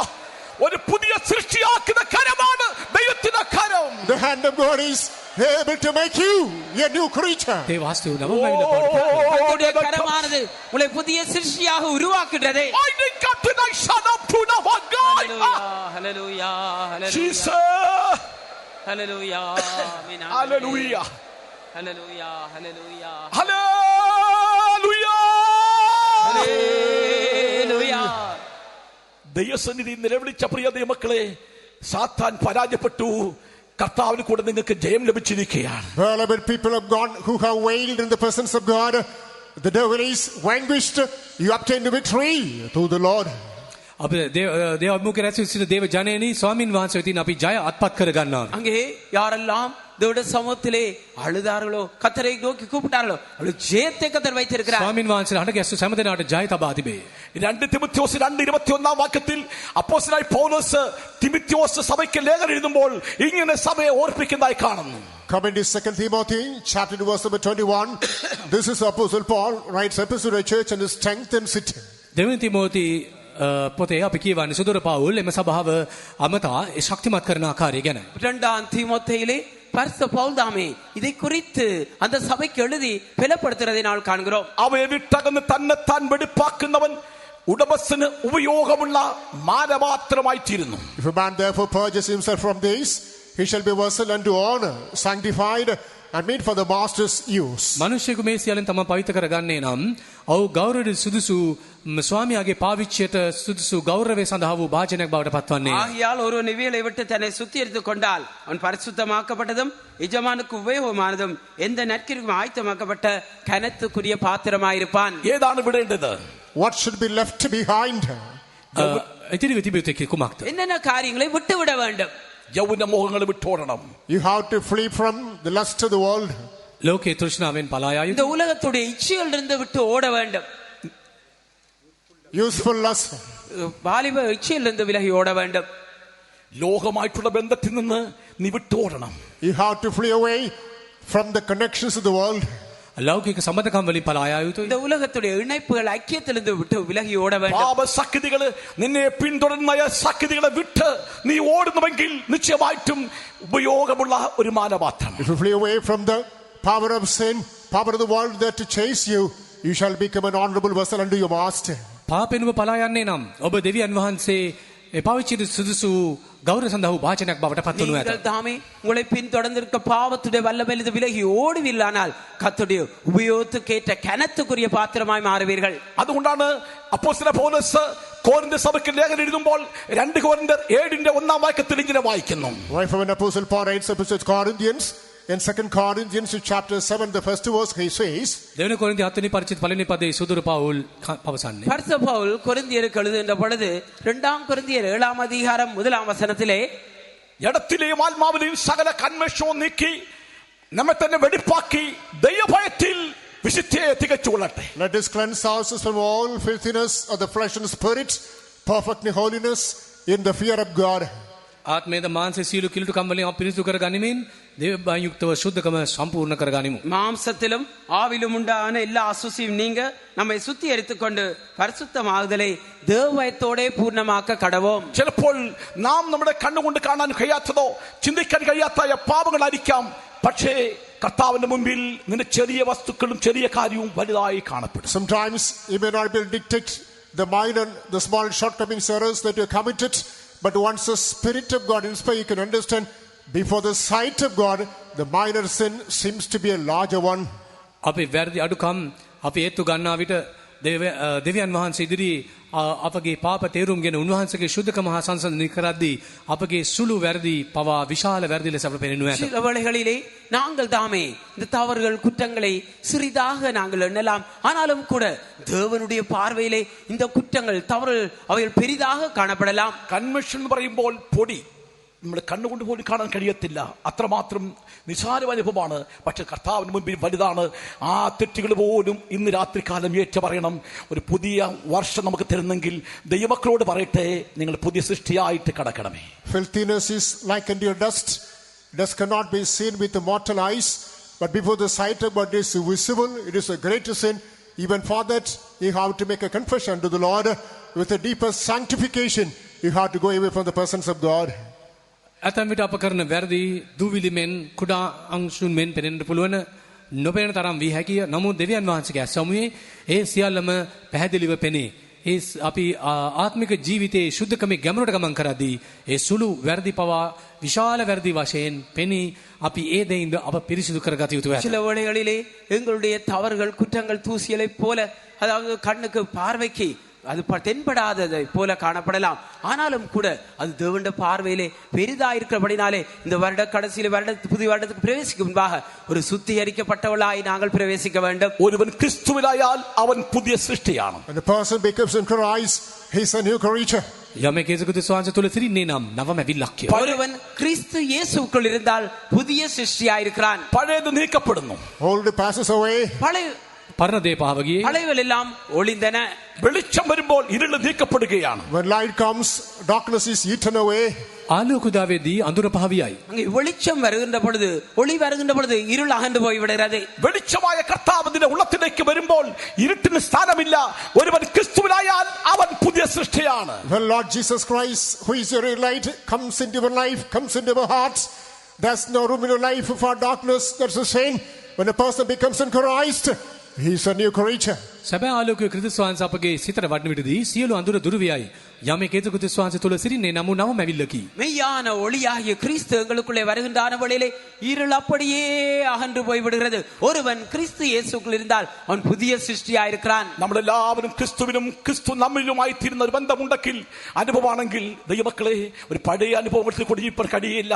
ലോകത്തിലുള്ളതിനെയും പാപത്തെയും പിന്തള്ളിക്കൊണ്ട് നമുക്ക് മുന്നേറുവാൻ കഴിയും. Beloved people of God, if we come to a fellowship in which Christ in us and we in Christ in us, we cannot continue in the past sins.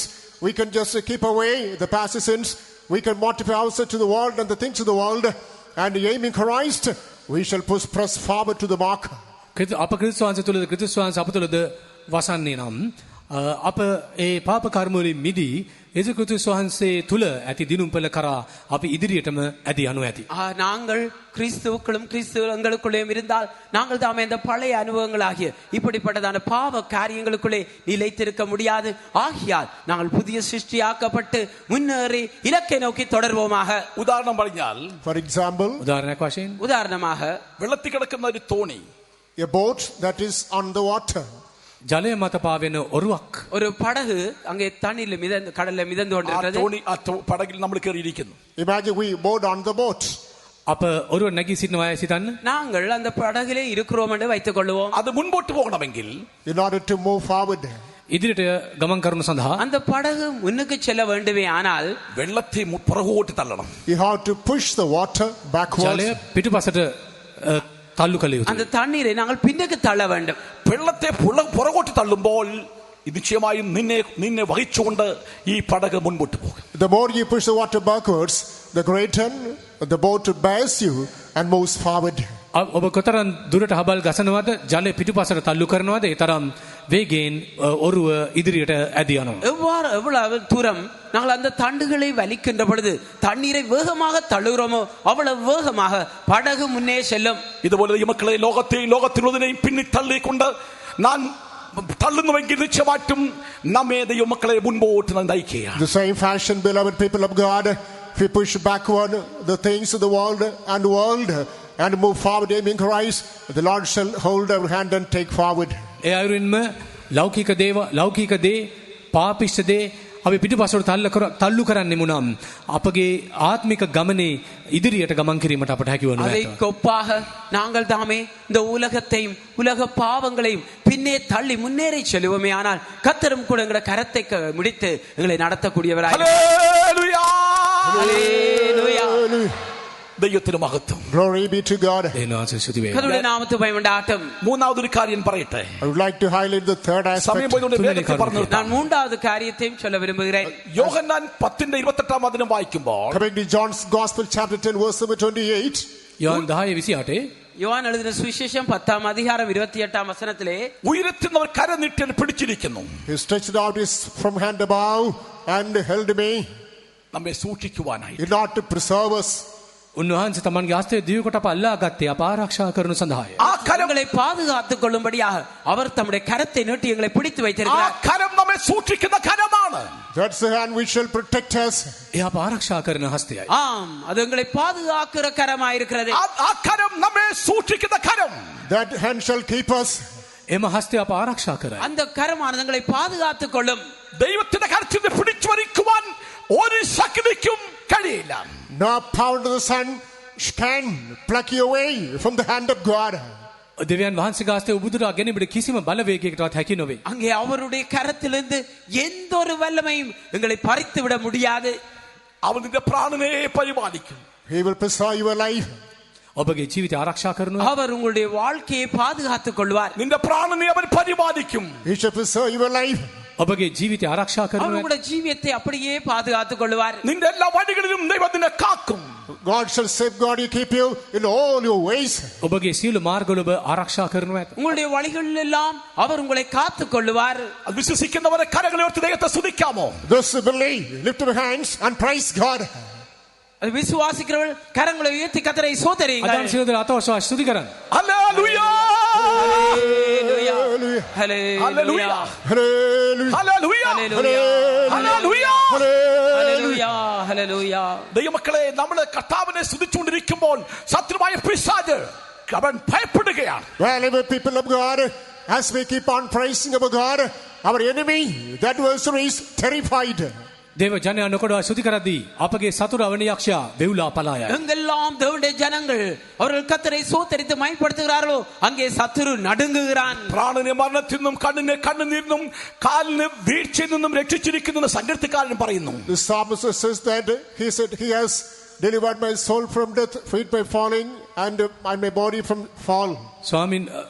ස්වාමින් වහන්සේ මා මරණයෙන් ගලවා ගත්තේ ඇයි දාවිත් පවසයි. கர்த்தர் தாமே என்னை மரணத்திலிருந்தும் என்னை பொல்லாப்பிலிருந்தும் என்னை விடுதலையாக்கி அவர் பாதுகாத்திருக்கிறார் என்று அங்கே சங்கீதக்காரன் சொல்கிறார். ദൈവത്തിന്റെ മഹത്വം. Glory be to the දේව Lord. ස්තුති වේවා. அவருடைய நாமத்தை பயமண்டாட்டும். നമ്മുടെ കർത്താവിന്റെ കരം നമ്മെ സൂക്ഷിക്കുന്ന കരമാണ്. The hand of God is protecting our life. දෙවියන් වහන්සේගේ හස්තය අප ආරක්ෂා කරයි. கர்த்தருடைய கரம் எங்களை பாதுகாக்கிற கரமாயிருக்கிறது. ஹalleluya. ദൈവത്തിന്റെ കരത്തിലാണ് നമ്മൾ ഇരിക്കുന്നത് ദൈവമക്കളെ. Well, people of God, we are in the hands of God. දේව ජනේනි අපි කොතන සිටියත් අප සිටින්නේ උන්වහන්සේගේ හස්තයේ. பிரியமான தேவனுடைய பிள்ளைகளே, நாங்கள் எங்க இருந்தாலும் தேவனுடைய கரத்திலே இருக்கிறோம். ഒരു കാര്യയുടെ പറഞ്ഞു നിർത്താം. I would like to read one more portion of the scripture and wind up my message. තව එක් පදයක් කියවා දේශනීම කරන්න. இன்னொரு வசனத்தை நான் வாசித்து இந்த தூதை முடிக்க விரும்புகிறேன். ദൈവത്തിന്റെ കരം എന്തിനു ഉപയോഗിക്കുന്നറിയാമോ? What for does the Lord use his hand? උන්වහන්සේ තමන්ගේ හස්තය පාවිච්චි කරන කුමක් கர்த்தர் தன்னுடைய கரத்தை எதற்காக பயன்படுத்துகிறார்? 37 സങ്കീർത്തനം 24 വചനം. Psalm 37 verse 24. ගීතාවලිය 37 24. 37 சங்கீதம் 24 வசனம். Though he fall, he shall not be utterly cast down, for the Lord upholdeth him with his hand. ඔහු වැටෙන නමුත් සහ මුලින්ම හෙළනු නොලබන්නේය. මක්නිසාද ස්වාමින් වහන්සේ සුවකීය හස්තයෙන් ඔහුට ආධාර කරන සේක.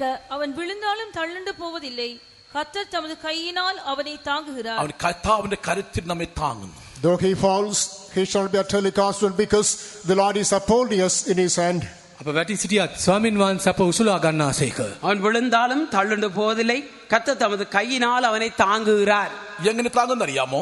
What for does the Lord uphold us? උන්වහන්සේ අප උසුලා ගන්නේ කුමක් සඳහාද? கர்த்தர் எங்களை தாங்குறது என்னத்துக்காக? 41 സങ്കീർത്തനം 3 വാക്യം. Psalm 41 verse 3 gives the answer. ගීතාවලිය 41 3 41 சங்கீதம் 3 வசனம் அதுக்கு உத்தரவை கொடுக்கிறது, பதில் அளிக்கிறது. വായിച്ചേ.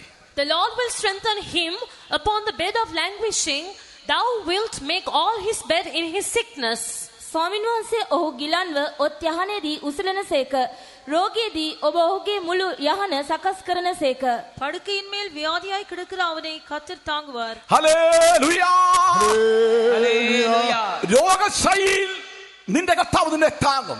In your sick bed, the Lord will uphold you. ඔත් යහනේදී උන්වහන්සේ ඔබ උසුලන සේක. அங்கே படுக்கையின் மேல் இருக்கிறவரை கர்த்தர் தாங்குவார். പലവിധമായിരിക്കുന്ന വ്യാധികളാൽ രോഗത്താൽ ഭാരപ്പെട്ടുകൊണ്ടിരിക്കുന്ന ഈ പ്രിയപ്പെട്ട ജനമേ, ഇന്ന് രാത്രിക്കാൽ ദൈവത്തിന്റെ വാഗ്ദത്തമാണ്.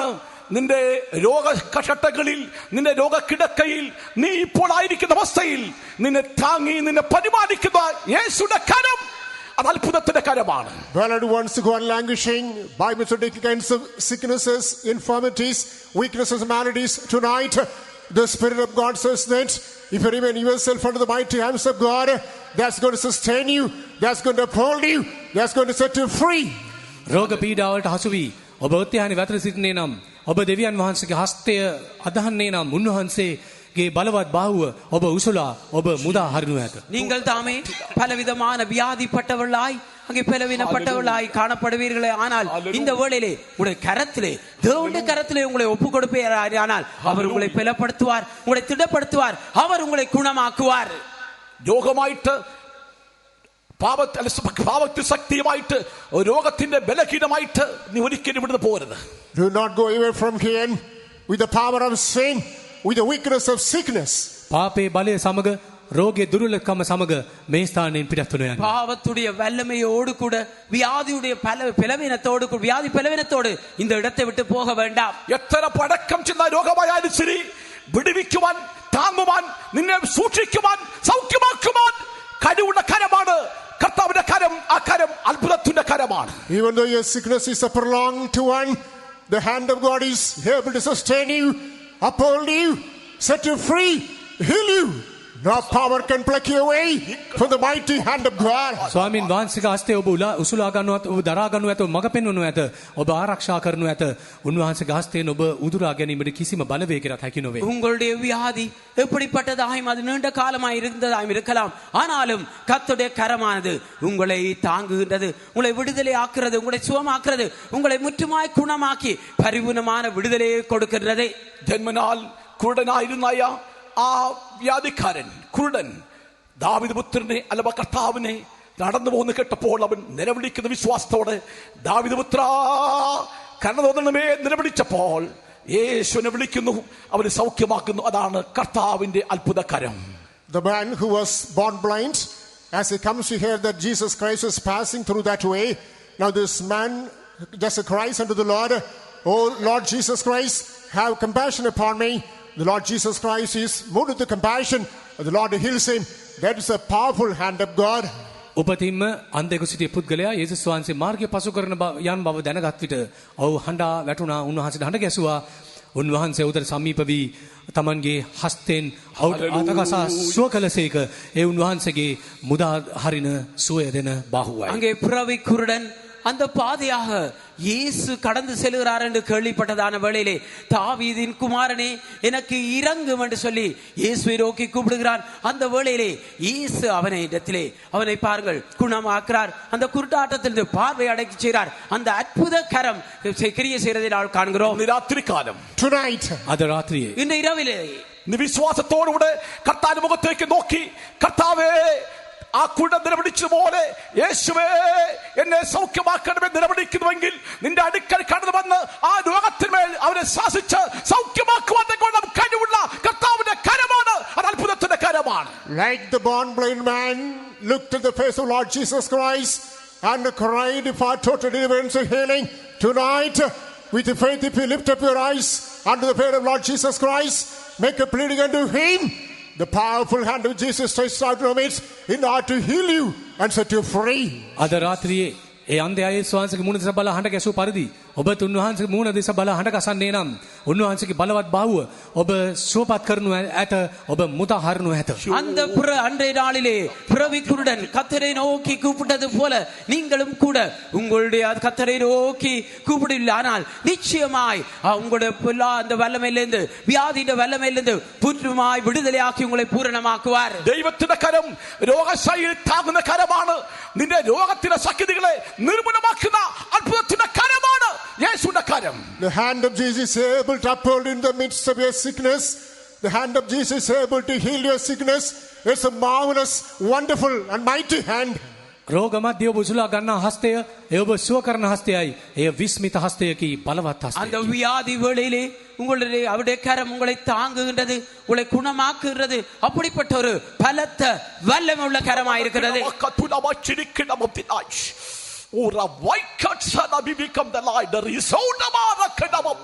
ശത്രുവിന്റെ കോട്ടകളെ, ശത്രു നിന്റെ രോഗത്തെ, നിന്നെ ബന്ധിച്ചുകൊണ്ടിരിക്കുന്ന ബന്ധനത്തെ ഇന്ന് രാത്രികാലം അടിക്കുവാൻ തക്കവണ്ണം കർത്താവ് ശക്തനായി നിന്റെ അടുക്കൽ വന്നിട്ടുണ്ട്.